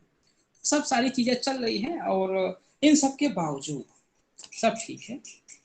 आज आयोग एक स्वतंत्र निकाय के रूप में कार्य कर रहा है, बात सही है। इसमें अनेक बाधाएं हैं, ये भी बात सही है। अध्यक्ष और सदस्यों की जो नियुक्ति होती है वो राजनीतिक प्रभाव के कारण होता है, यह भी हम मानते हैं और आप भी जानते हैं। ये भी बात सही है। राजनेता जो होते हैं हमेशा आयोग के सदस्यों को अपने प्रभाव में लेने का प्रयास भी करते हैं, यह बात सत्य है। दूसरी तरफ आप देखिएगा इस हिंदुस्तान में बेरोजगारी जो है परम चरम सीमा पे है। नौजवान सड़कों पर भटक रहे हैं, दिनों दिन बेरोजगारी बढ़ती जा रही है। इन सब के बावजूद भी लोक सेवा आयोग आज भी निष्पक्ष रूप से काम कर रहा है, इसमें कोई दो राय नहीं है। लेट तो जरूर हो रहा है, लेकिन उसकी निष्पक्षता में, उसके स्वच्छता में कोई संदेह, कोई दुविधा, कोई उसमें क्या नाम है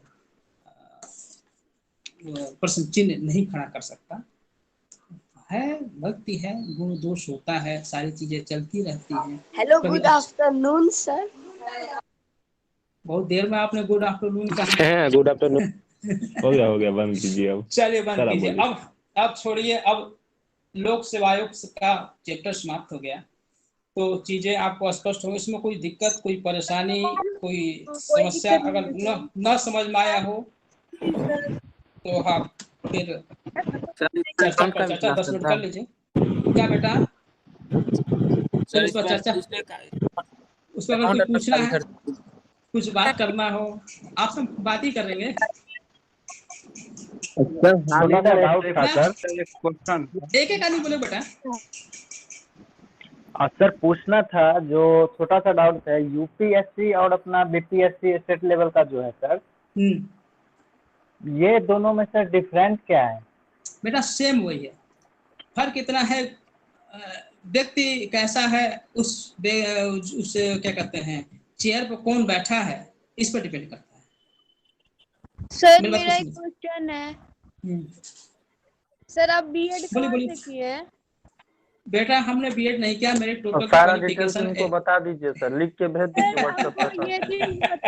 अरे भैया एक तो सुन लीजिए, हम भी सुन लो बेटा, कॉलेज कौन सा अच्छा है? सर आप रिज्यूम दे दो, ये बैठ के पढ़ती रहेगी अपना। हमने बीएड नहीं कर रखा बेटा, हम नेट है, पीएचडी है, जेआरएफ है, और क्या कहते हैं पीएचडी है, और मेरा सब मैंने कर रखा है, बीएड नहीं। सर मेरा अब उसको छोड़िए, पीएचडी कर लीजिए सर, पीएचडी कर लीजिए। तो 1 घंटा हो रहा है, निर्वाचन आयोग पर बात कर लिया जाए। एक क्वेश्चन जी सर, आप आगे पढ़ाइए। हाँ इसको बंद करें, आप अपना म्यूट रखें। निर्वाचन एक आदमी बोले बेटा, एक आदमी। यूपीएससी का अटेम्प्ट सर, यूपीएससी का अटेम्प्ट कैसे काउंट होता है? फॉर्म भरने से या पीटी देने से? एग्जाम देने से। अरे पढ़ाई तो बढ़िया सब हो जाएगा, बात करने से नहीं होता है। आप लोग तो इतना बात यहाँ करते हो ना। आप तो जैसे चुप ही रहते हो। हो गया बंद करे। चले हो गया चलिए। व्हाट्सएप नंबर ले लीजिए। माइक बंद करो, अभी मत बोलिए। अब आइए निर्वाचन आयोग। अरे भाई सब ठीक है। अरे माइक बंद करो। माइक बंद कीजिए। हो गया, इतना कौन हो गया। सर का पर्सनल नंबर भेज दें क्या? हम अपना पर्सनल नंबर दे देंगे, बात कर लो भाई। हाँ जी भेज दीजिए व्हाट्सएप नंबर सर का। सर बोल रहा चुप होने के लिए। चलिए अब आइए निर्वाचन आयोग पर। भाई निर्वाचन आयोग भी बड़ा महत्वपूर्ण भूमिका निभा करता है। अगर लोग सर यूपीएससी से रिलेटेड एक क्वेश्चन है सर। हाँ बोलिए सर। अभी जो सेंट्रल गवर्नमेंट सेक्रेटरी लेवल पे जो अभी डायरेक्ट भर्ती किया है, उससे यूपीएससी का स्वतंत्रता कितना प्रभावित होगा, ये हम पूछना चाहते हैं। बेटा अभी तो हम उसके बारे में हम जानते भी नहीं है, हम उसके बारे में पेपर इधर पढ़ा भी नहीं हमने। ठीक है ओके। उसके बारे सर मेरा एक क्वेश्चन था। अरे हमको अपना बोलने दो बेटा। क्लास खत्म के बाद सर आप बोले। हमको प्लीज हमको अपनी बात कह लीजिए, नहीं तो फिर दिक्कत हो जाता है, क्योंकि सर भूल जाते हैं सर, बीच में डिस्टर्ब ना कीजिए सर। जो बोल रहे हैं सबको कंटिन्यू सर, कंटिन्यू। हाँ सर, इलेक्शन कमीशन आपको हमने समझाया कि जिस प्रकार संविधान का संरक्षक न्यायपालिका होती है, लोक सेवा आयोग का संरक्षक जो है, जो सारी चीजें की व्यवस्था हमने बताया, लोक सेवा आयोग का भी बताया, उसी प्रकार लोकतंत्र का संरक्षक अभिभावक निर्वाचन आयोग भी है। क्योंकि निर्वाचन आयोग अगर निष्पक्ष नहीं होगा, स्वतंत्र नहीं होगा, अगर स्वतंत्र नहीं होगा, निष्पक्ष नहीं होगा, तो एक स्वस्थ लोकतंत्र का निर्माण नहीं किया जा सकता। एक अच्छे लोकतंत्र, एक आदर्श न्यायुक्त आदर्श राज्य के निर्माण के लिए एक निष्पक्ष निर्वाचन आयोग की आवश्यकता है। इस पर भी हमेशा प्रश्न चिन्ह खड़े होते रहे हैं, निर्वाचन आयोग पर भी पहले भी खड़े होते रहे हैं, आज भी खड़े होते रहे और भविष्य में भी खड़े होते रहेंगे, इसमें कोई संदेह नहीं है। उसका पास्ट भी देखिए, प्रेजेंट भी देखिएगा और फ्यूचर भी देखिएगा। इसी से हमारे संविधान निर्मात्री के जो सदस्य थे, जो मेंबर थे, उन्होंने संविधान के भाग 15 में अनुच्छेद 324 से लेकर के 329 में निर्वाचन आयोग के गठन के व्याख्या स्पष्ट रूप से कर दी कि इसका गठन कैसे होगा, इसकी भूमिका क्या क्या होगी, इसकी कार्य क्या क्या होगा, और इसकी जो स्थापना हुआ 25 जनवरी 1950 में हुआ निर्वाचन आयोग का। सामान्य तौर से आप देखिएगा कि प्रतिनिधियों को चुनने के अधिकार को ही निर्वाचन का अधिकार कहते हैं। ध्यान दीजिएगा, सामान्य रूप से प्रतिनिधियों को चुनने के अधिकार को ही निर्वाचन का अधिकार कहा जाता है। निर्वाचन संबंधी यह अधिकार लोकतंत्र की आधारशिला है, बुनियाद है, फाउंडेशन है। अगर यह आधार, यह फाउंडेशन, यह बुनियाद अगर कमजोर हो गया।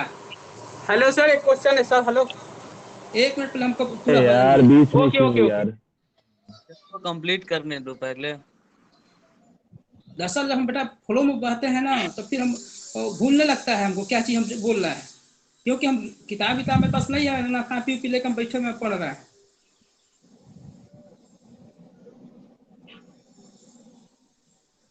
अब देखिए कर गया मेरे क्या कंटिन्यू सर, कंटिन्यू। कौन था भाई तुम? तो जो प्रजातंत्र जो है वह एक आधारशिला है सर। इस पर सब निर्वाचन आयोग, इस पर सब ऑनर्स का क्लास चलता है क्या?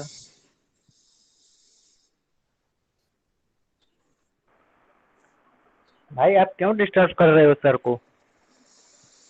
सर पूछ रहे हैं ऑनर्स सब क्लास चलता है क्या? सब ऑनर्स का जीएस का क्लास चल रहा है भाई।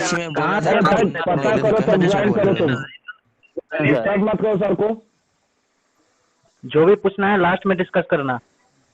ठीक है। यस, तो हमें कहते हैं कि निर्वाचन संबंधी जो यह अधिकार है प्रजातंत्र की आधारशिला है, बुनियाद है। अगर यह बुनियाद, यह फाउंडेशन अगर कमजोर पड़ गया तो एक न्याययुक्त आदर्श राज्य की स्थापना करना असंभव है। क्योंकि एक आदर्श राज्य ही आदर्श मनुष्य का निर्माण कर सकता है, जिसमें सभी मनुष्यों के भोजन, वस्त्र, आवास, शिक्षा, चिकित्सा। अगर सरकार अच्छी होगी, सरकार अच्छे चुने जाएंगे, तो यह सब चीजों की हमको आसानी से मिल जाएंगे। किसका फाउंडेशन कौन तैयार करेगा? तो निर्वाचन आयोग तैयार करेगा। इसलिए इस 21वीं सदी में भी, वर्तमान समय में भी लोकतांत्रिक शासन व्यवस्था में निर्वाचन और उसकी प्रक्रिया की काफी प्रासंगिक, रेलिवेंट है, जिसको आप इग्नोर नहीं कर सकते। अगर निर्वाचन तंत्र दोषपूर्ण है या कुशल नहीं है या गैर जिम्मेदार है,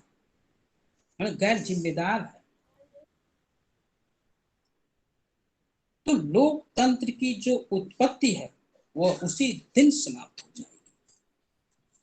मतलब निर्वाचन आयोग अगर अपने दायित्वों का सही रूप से निर्वहन नहीं कर रहा है, निष्पक्ष नहीं है, अपने कार्यों को सही रूप से संपादित नहीं कर रहा है, तो चीजें क्या होंगी?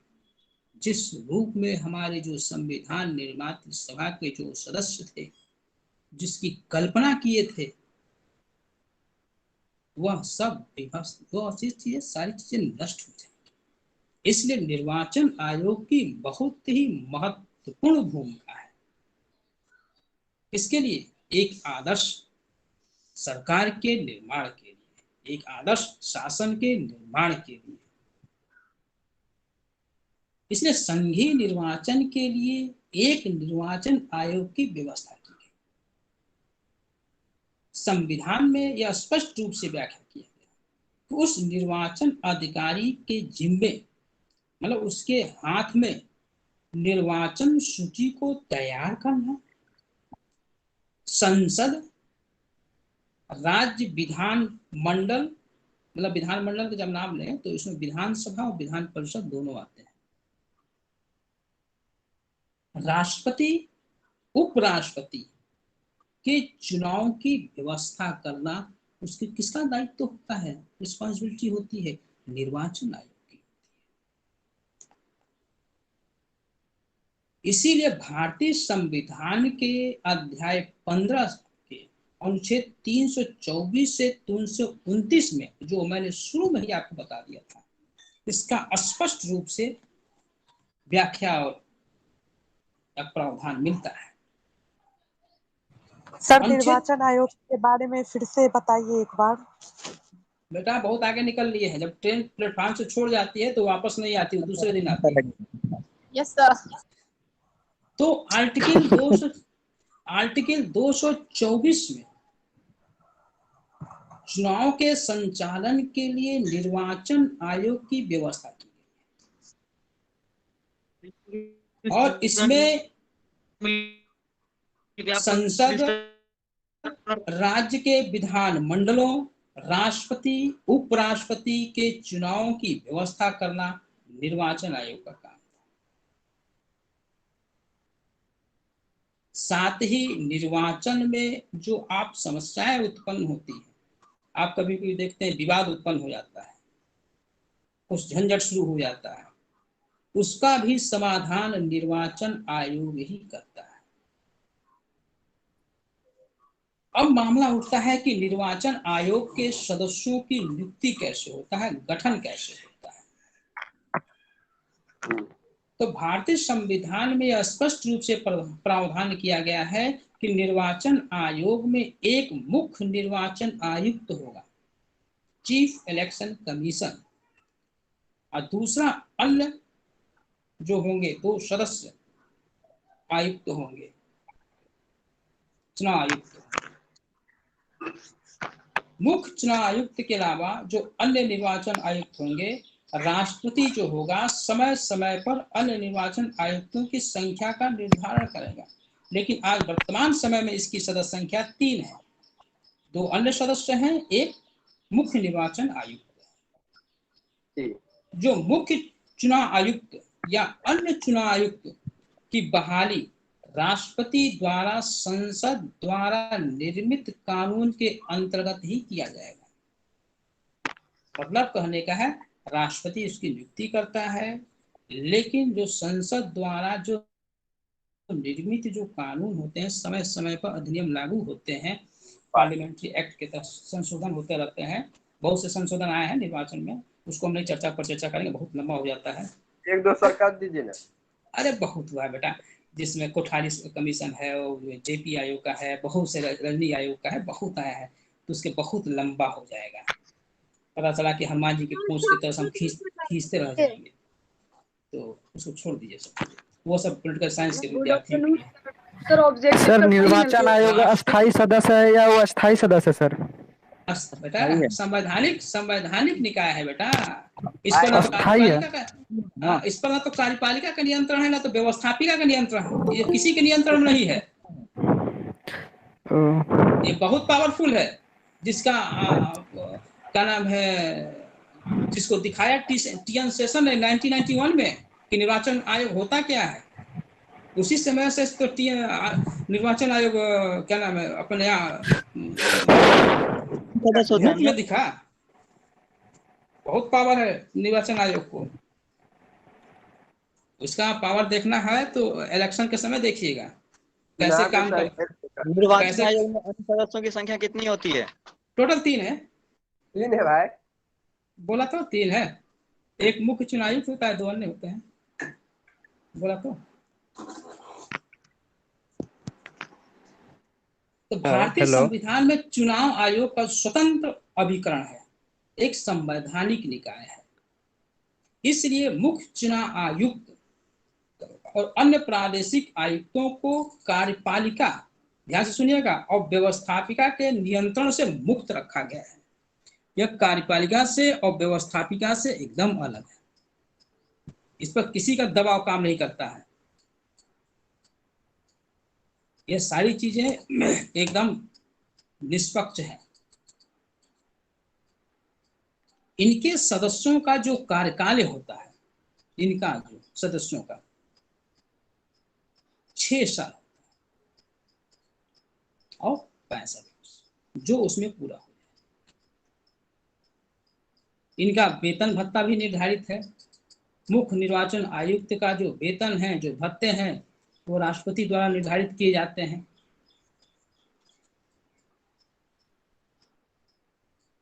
और मुख्य निर्वाचन आयुक्त के सिफारिश के बिना किसी भी प्रादेशिक आयुक्त को उनके पद से हटाया नहीं जा सकता।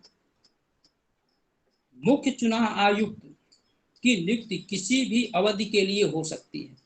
वैसे 6 साल होता है, पहले 5 साल का हुआ करता था, बाद में संशोधन करके 6 वर्ष कर दिया गया।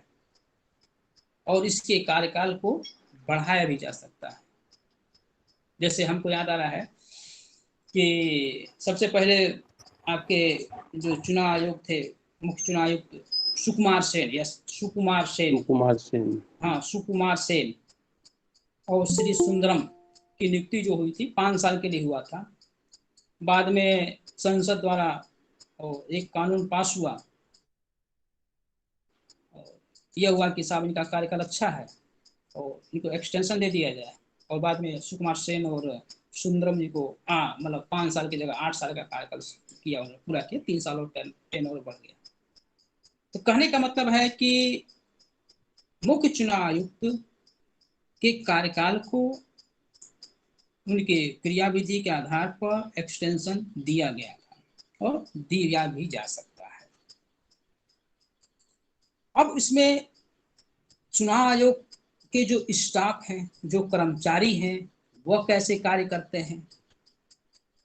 तो भारतीय संविधान में निर्वाचन आयोग के जो निर्वाचन आयोग है, तो सचिवालय, संगठन और उसके कर्मचारियों की सेवा शर्तों के संबंध में कोई व्यवस्था नहीं किया गया है।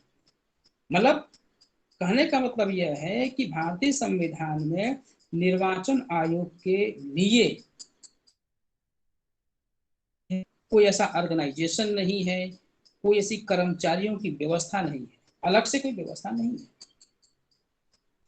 फिर भी निर्वाचन आयोग के कार्यालय का जो रूप होता है वो भारत सरकार के सचिवालय की तरह ही होता है।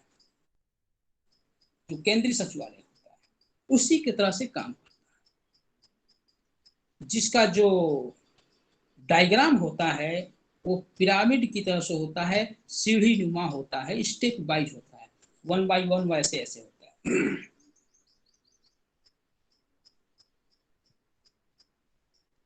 निर्वाचन आयोग जो होता है 2 स्तर से काम करता है। एक तो राज्य स्तर से काम करता है, एक जिला स्तर पर काम करता है। राज्य स्तर में जो होते हैं वह मुख्य चुनाव पदाधिकारी जो होते हैं, चीफ इलेक्टोरल ऑफिसर। उप मुख्य चुनाव पदाधिकारी भी एक होते हैं जो जिला स्तर राज्य स्तर पर होते हैं।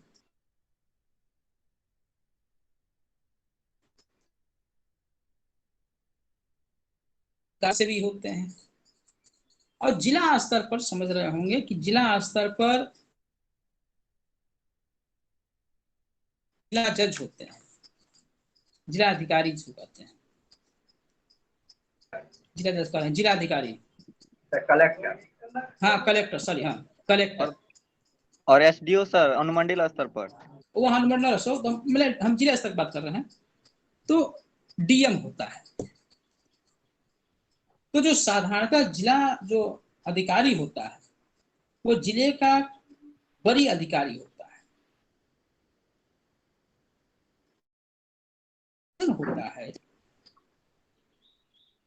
तो ये दो प्रकार से कार्य करता है। कौन? DM. DM collector. DM collector दो प्रकार से काम करता है। एक तो यह निर्वाचन सूची को तैयारी करना और संशोधन करना, यह कार्य करता है। दूसरा जो है चुनाव का संचालन करता है।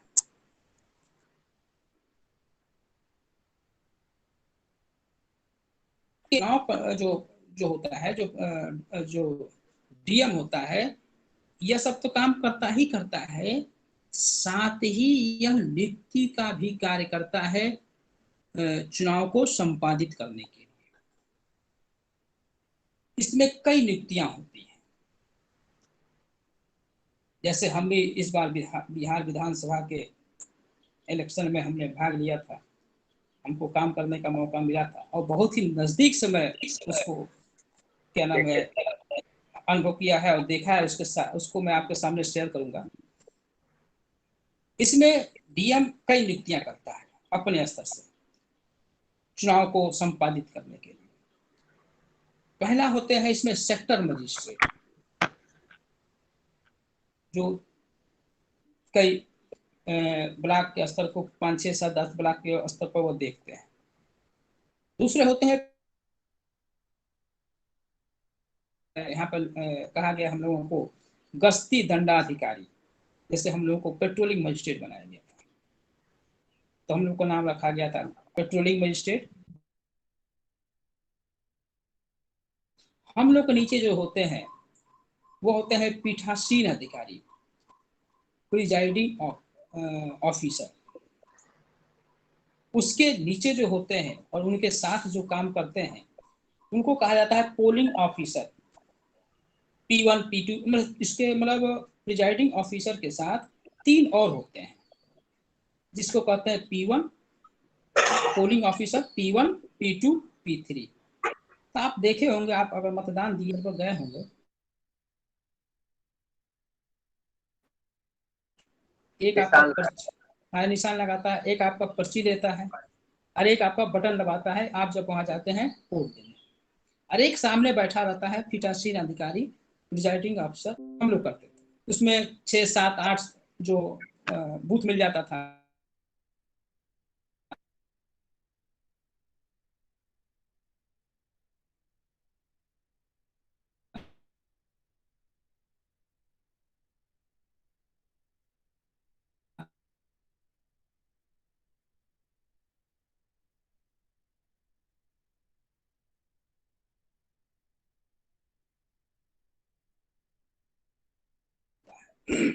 कैसे मतदान किया जाए, मतदान कैसे कराना है, कैसे प्रक्रिया होती है, यह सब सारी चीजें डेमो दिखाई जाती है। जो हम लोग ट्रेनिंग यही DMCH में हुआ था, लगभग 15-20 दिन चला था लगभग, तो बड़ा अच्छा लगता है। देखिए कोई काम सीखना चाहिए, उसका अनुभव मिलता है। अब देखिए आज हम पढ़ा रहे हैं, आपको लेक्चर दे रहे हैं, तो उसका अनुभव मैं आपके सामने शेयर करूंगा। यह किताब में क्या नाम है लिखा जरूर रहेगा और आपके क्या कहते हैं गूगल पर सर्च मारिएगा तो उस पर ही मिलेगा। लेकिन जो अनुभव हमको हुआ देख करके, सुन करके, उसकी व्याख्या मैं अपने ढंग से करूंगा तो वह हमेशा जीवन में याद रहेगा, भूलेगा नहीं। इसलिए लेक्चर ही मेरा आपके स्नेह से अच्छा लगता है। तो ट्रेनिंग हुआ, उसमें हम लोग का जो काम था, जो निर्वाचन आयोग ने जो नियमावली बनाया पेट्रोलिंग मजिस्ट्रेट का, कि ईवीएम को हम लोगों को रिसीव करना था, इलेक्ट्रॉनिक वोटिंग मशीन को हम लोग को रिसीव करना था। तो रिसीव करके हम लोग उसको क्या करते थे, जो भी हम लोग को 8, 10 एरिया मिला अपने गाड़ी पे लादे, उसके से आर्मी को लिए, जो मेरे साथ फोर्स थी 15-20 का फोर्स रहता था, उसको लिए और उसको ले जा करके हम एक 10-15 जो 5-6 बूथ मिलता था वहाँ हम रुके, एक बूथ पर रुके, देखे कैसा बूथ है क्या है। उसके बाद से पूरे रात में हम लोग बूथ का मुआयना किए, कहाँ वोटिंग होगा, कहाँ से क्या करते हैं आपके मतदाता जाएंगे, कैसे निकलेंगे, कहाँ से वोट देंगे, कैसे क्या करेंगे, ये सारी चीज़ें रात में प्रक्रिया चलती रहती है। अब सोचिए मतदान देने के लिए, मतदान कराने के लिए बहुत से लोग लगे रहते हैं कि निष्पक्ष और स्वतंत्र रूप से मतदान हो सके।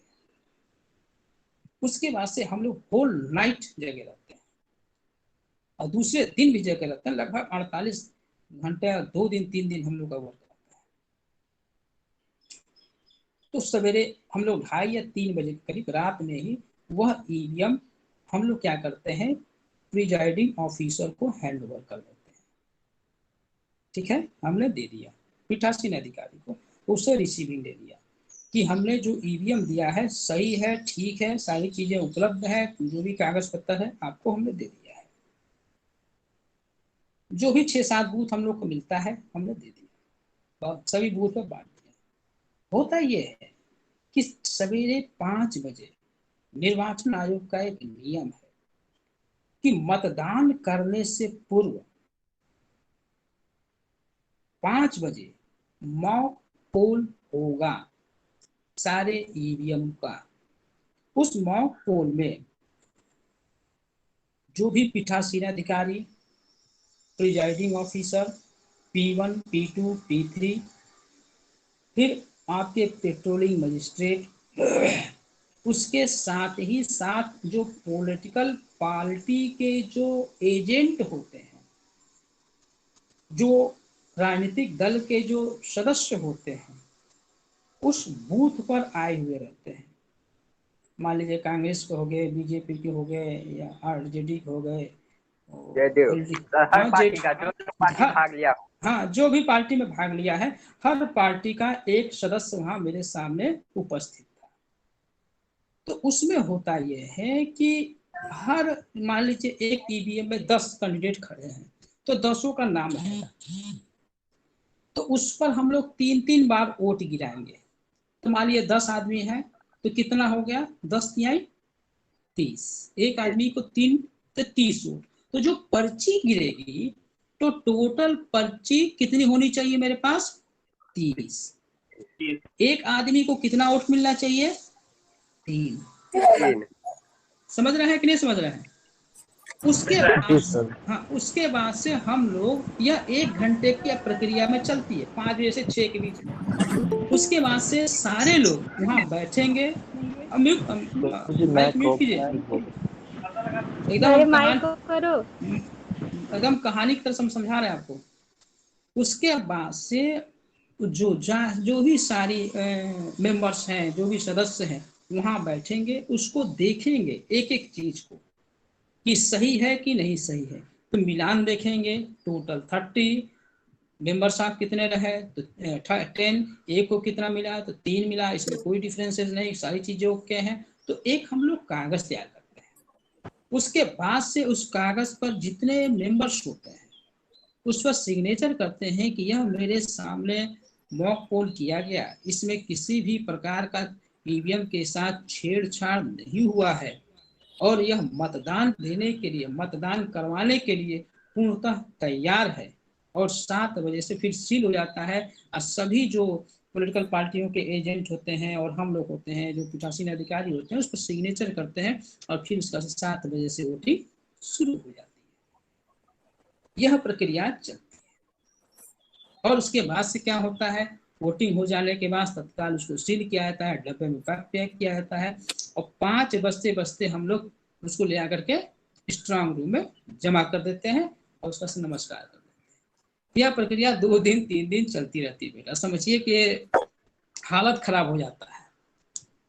इसके बावजूद भी निर्वाचन आयोग पर उंगली उठती रहती है। इस तरह से निर्वाचन आयोग अपनी पूरी प्रक्रिया को क्रियान्वित करता है। मतलब सीढ़ीनुमा कैसे कैसे काम होता है। उस समय निर्वाचन आयोग अगर किसी व्यक्ति जो सरकारी कर्मचारी है उस पर उंगली रख दिया कि यह आदमी को काम करना है तो काम करना है, नहीं तो उनको सजा ही मिलेगी। इतना पावर होता है उसमें। आप देखते होंगे बसें नहीं मिलती हैं, सारी चीजें बड़ी दिक्कत होने लगती हैं सारी चीजें। इस प्रकार यह निर्वाचन आयोग की जो भूमिका है, जो कार्य है, जो सारी चीजें चलती रहती हैं। अब निर्वाचन आयोग की अधिकार क्या है, उसकी भूमिका क्या है, पावर्स और फंक्शंस क्या है, वो करता क्या है। इसमें 5-6 पॉइंट हमको याद आ रहा है, उसको नोट कर लिए तो ज्यादा बेहतर होगा, आपके लिए भी अच्छा होगा और तैयारी करने के लिए भी अच्छा रहेगा। तो पहला पॉइंट है चुनाव संपन्न कराना। मतलब चुनाव आयोग का, निर्वाचन आयोग का सबसे पहला महत्वपूर्ण कार्य है चुनाव संपन्न कराना, द कंडक्ट इलेक्शन। यह पहला कार्य है, नोट कर लीजिएगा, चुनाव संपन्न कराना। दूसरा कार्य करता है चुनाव क्षेत्रों का परिसीमन करना, डिलिमिटेशन। हर 10 साल पर होता है, आप भी जानते होंगे, परिसीमन होता रहता है। सर क्या बोले, फिर से बोलिए। चुनाव क्षेत्र का परिसीमन करना। परिसीमन मतलब सर? हाँ, बहुत अच्छा पूछा आपने। परिसीमन का मतलब होता है किसी राज्य या प्रांत में विधायी निकाय वाले क्षेत्रीय निर्वाचन क्षेत्र की सीमा तय करना। मतलब मोटा मोटी एरिया को निर्धारित करना, एरिया को निर्धारित करना। जैसे मान लीजिए कुशेश्वर स्थान को है, उसमें से काट करके पता चला कि फला जगह जोड़ दिए, दरभंगा को काट करके फला जगह जोड़ दिए। यह एक मिलाना जुलाना क्या सर? हाँ, सीमा को कट पीस करते हैं लोग, सीमाओं का परिसीमन करते हैं। तो हर 10 साल में हर 10 साल में होता है, 10 ईयर्स में होता है। इसको याद रखिए, यह जरूरी है जानना कि कब होता है। करना हो गया सर। दूसरा है, एक पॉइंट मुझे याद आ रहा है कि मतदाता सूची तैयार करना, to the prepare the voter list. मतदाता सूची तैयार करना। एक और काम करता है, राजनीतिक दलों को मान्यता प्रदान करता है। जैसे आज वर्तमान समय में देखिएगा कि 3 तरह के दल आपको दिखाई देगा। कल हमने आपको अपने वार्तालाप में बताया था कि राष्ट्रीय दल 8 प्रकार के हैं वर्तमान समय में हमारे यहाँ इंडिया में।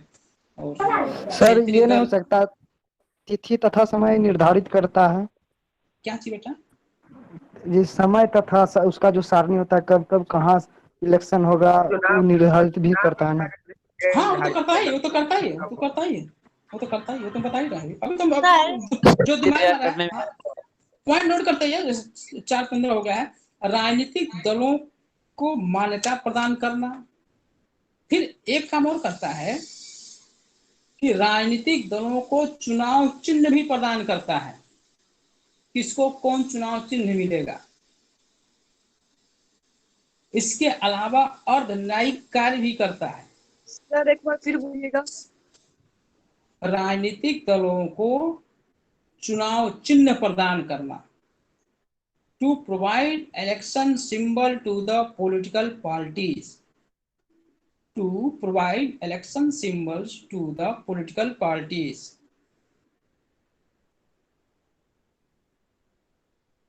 अर्धन्यायिक कार्य मतलब सेमी जुडिशियल फंक्शंस। कुछ मिसलेनियस भी है जो हमको नहीं याद आ रहा। सर 6 पॉइंट क्या बोले? अर्धन्यायिक कार्य, सेमी जुडिशियल फंक्शंस। इसके अलावा आपको निर्वाचन आयोग के जो अध्यक्ष है नियुक्ति तो राष्ट्रपति ही करते हैं ना? आवाज साफ नहीं आ रही बेटा। निर्वाचन आयोग के जो अध्यक्ष होते हैं उसकी नियुक्ति राष्ट्रपति ही करते हैं। बिल्कुल, जी। हाँ, यस। सर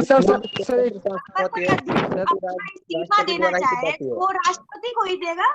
बिल्कुल बेटा, बिल्कुल। भाई जो अपॉइंटमेंट करता है रिस्पांसिबिलिटी भी उसी को बनती है। जो नियुक्ति का अधिकारी है उसे हटाया जाएगा सर सुप्रीम कोर्ट के द्वारा ना?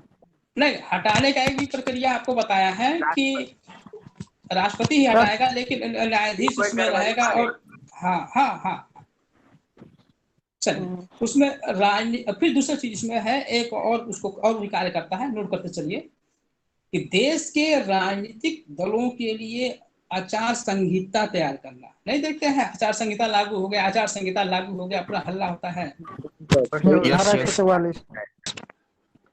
तो उसके बाद से उम्मीदवारों द्वारा किए जाने वाले कुल व्यय की राशि निश्चित करना, कितना भैया खर्चा कर सकते हो, इसका निर्धारण भी निर्वाचन आयोग करता है।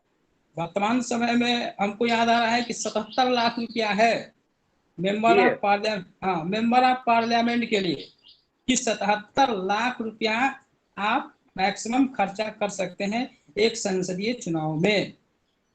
अब विधानसभा के चुनाव में एक विधायक साहब खर्चा कर सकते हैं 59 लाख, 59 लाख, लेकिन खर्चा कितना होता है 7 करोड़।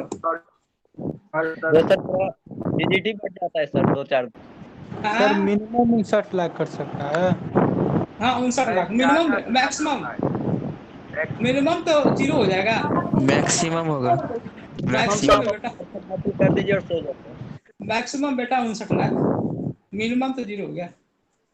तो उम्मीदवारों द्वारा किए जाने वाले कुल व्यय की राशि कितना खर्चा करेगा, उसका भी निर्धारण निर्वाचन आयोग करता है। साथ ही साथ मतदाताओं को राजनीतिक शिक्षा भी प्रदान करता है। आप देखते हैं राजनीतिक जागरूकता प्रदान करती है, उसमें क्या नाम है, ब्रांड एम्बेसडर भी होते हैं चुनाव आयोग के, जैसे अमिताभ बच्चन जी हैं, वो ब्रांड एम्बेसडर हैं चुनाव को मतदान की जागरूकता के।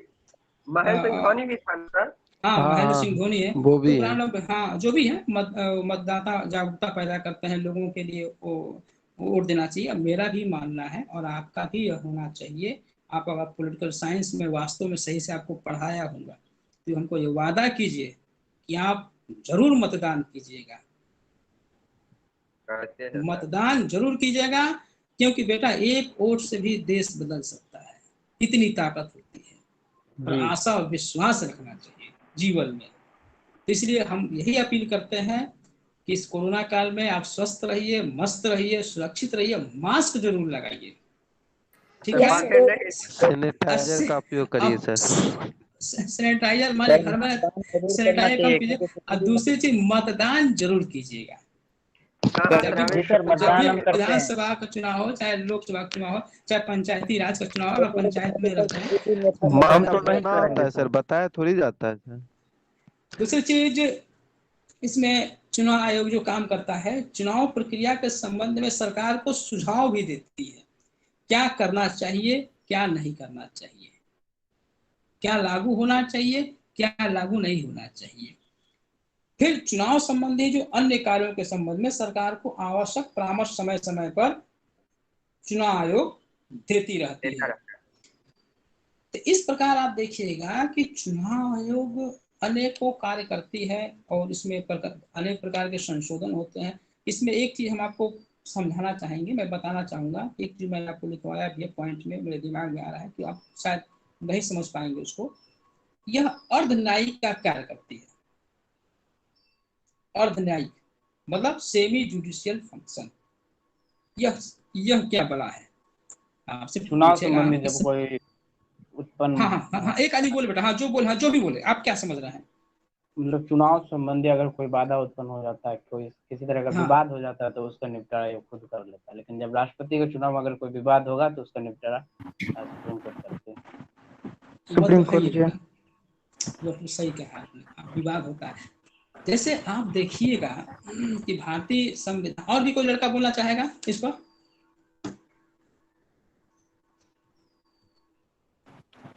सर हाँ बोले। अगर उसको जिसे इलेक्शन कमीशन का आयोग को हटाने की प्रक्रिया संसद के दोनों सदनों से होगा पारित, तब जाके हटेगा। हाँ वो छोड़ दीजिए, उसको छोड़ दो, तो हम सब समझा दिए। अर्धन्यायिक प्रक्रिया के बारे में क्या समझते हैं? अर्धन्यायिक कार्य, सेमी जुडिशियल फंक्शन, इसके बारे में हम सब बताया। अभी एक बच्चे ने बताया, थोड़ा सा वहां तक पहुंच चुका था। और हम मतलब निर्वाचन आयोग जो होता है एक अर्ध न्यायिक कार्य भी करता है, मतलब पूर्णतः न्यायिक कार्य नहीं करता, आधा न्याय का भी कार्य करता है। इसको ध्यान से सुनिएगा। आपसे पूछा जाएगा कि सर ने लिखवा दिया है तो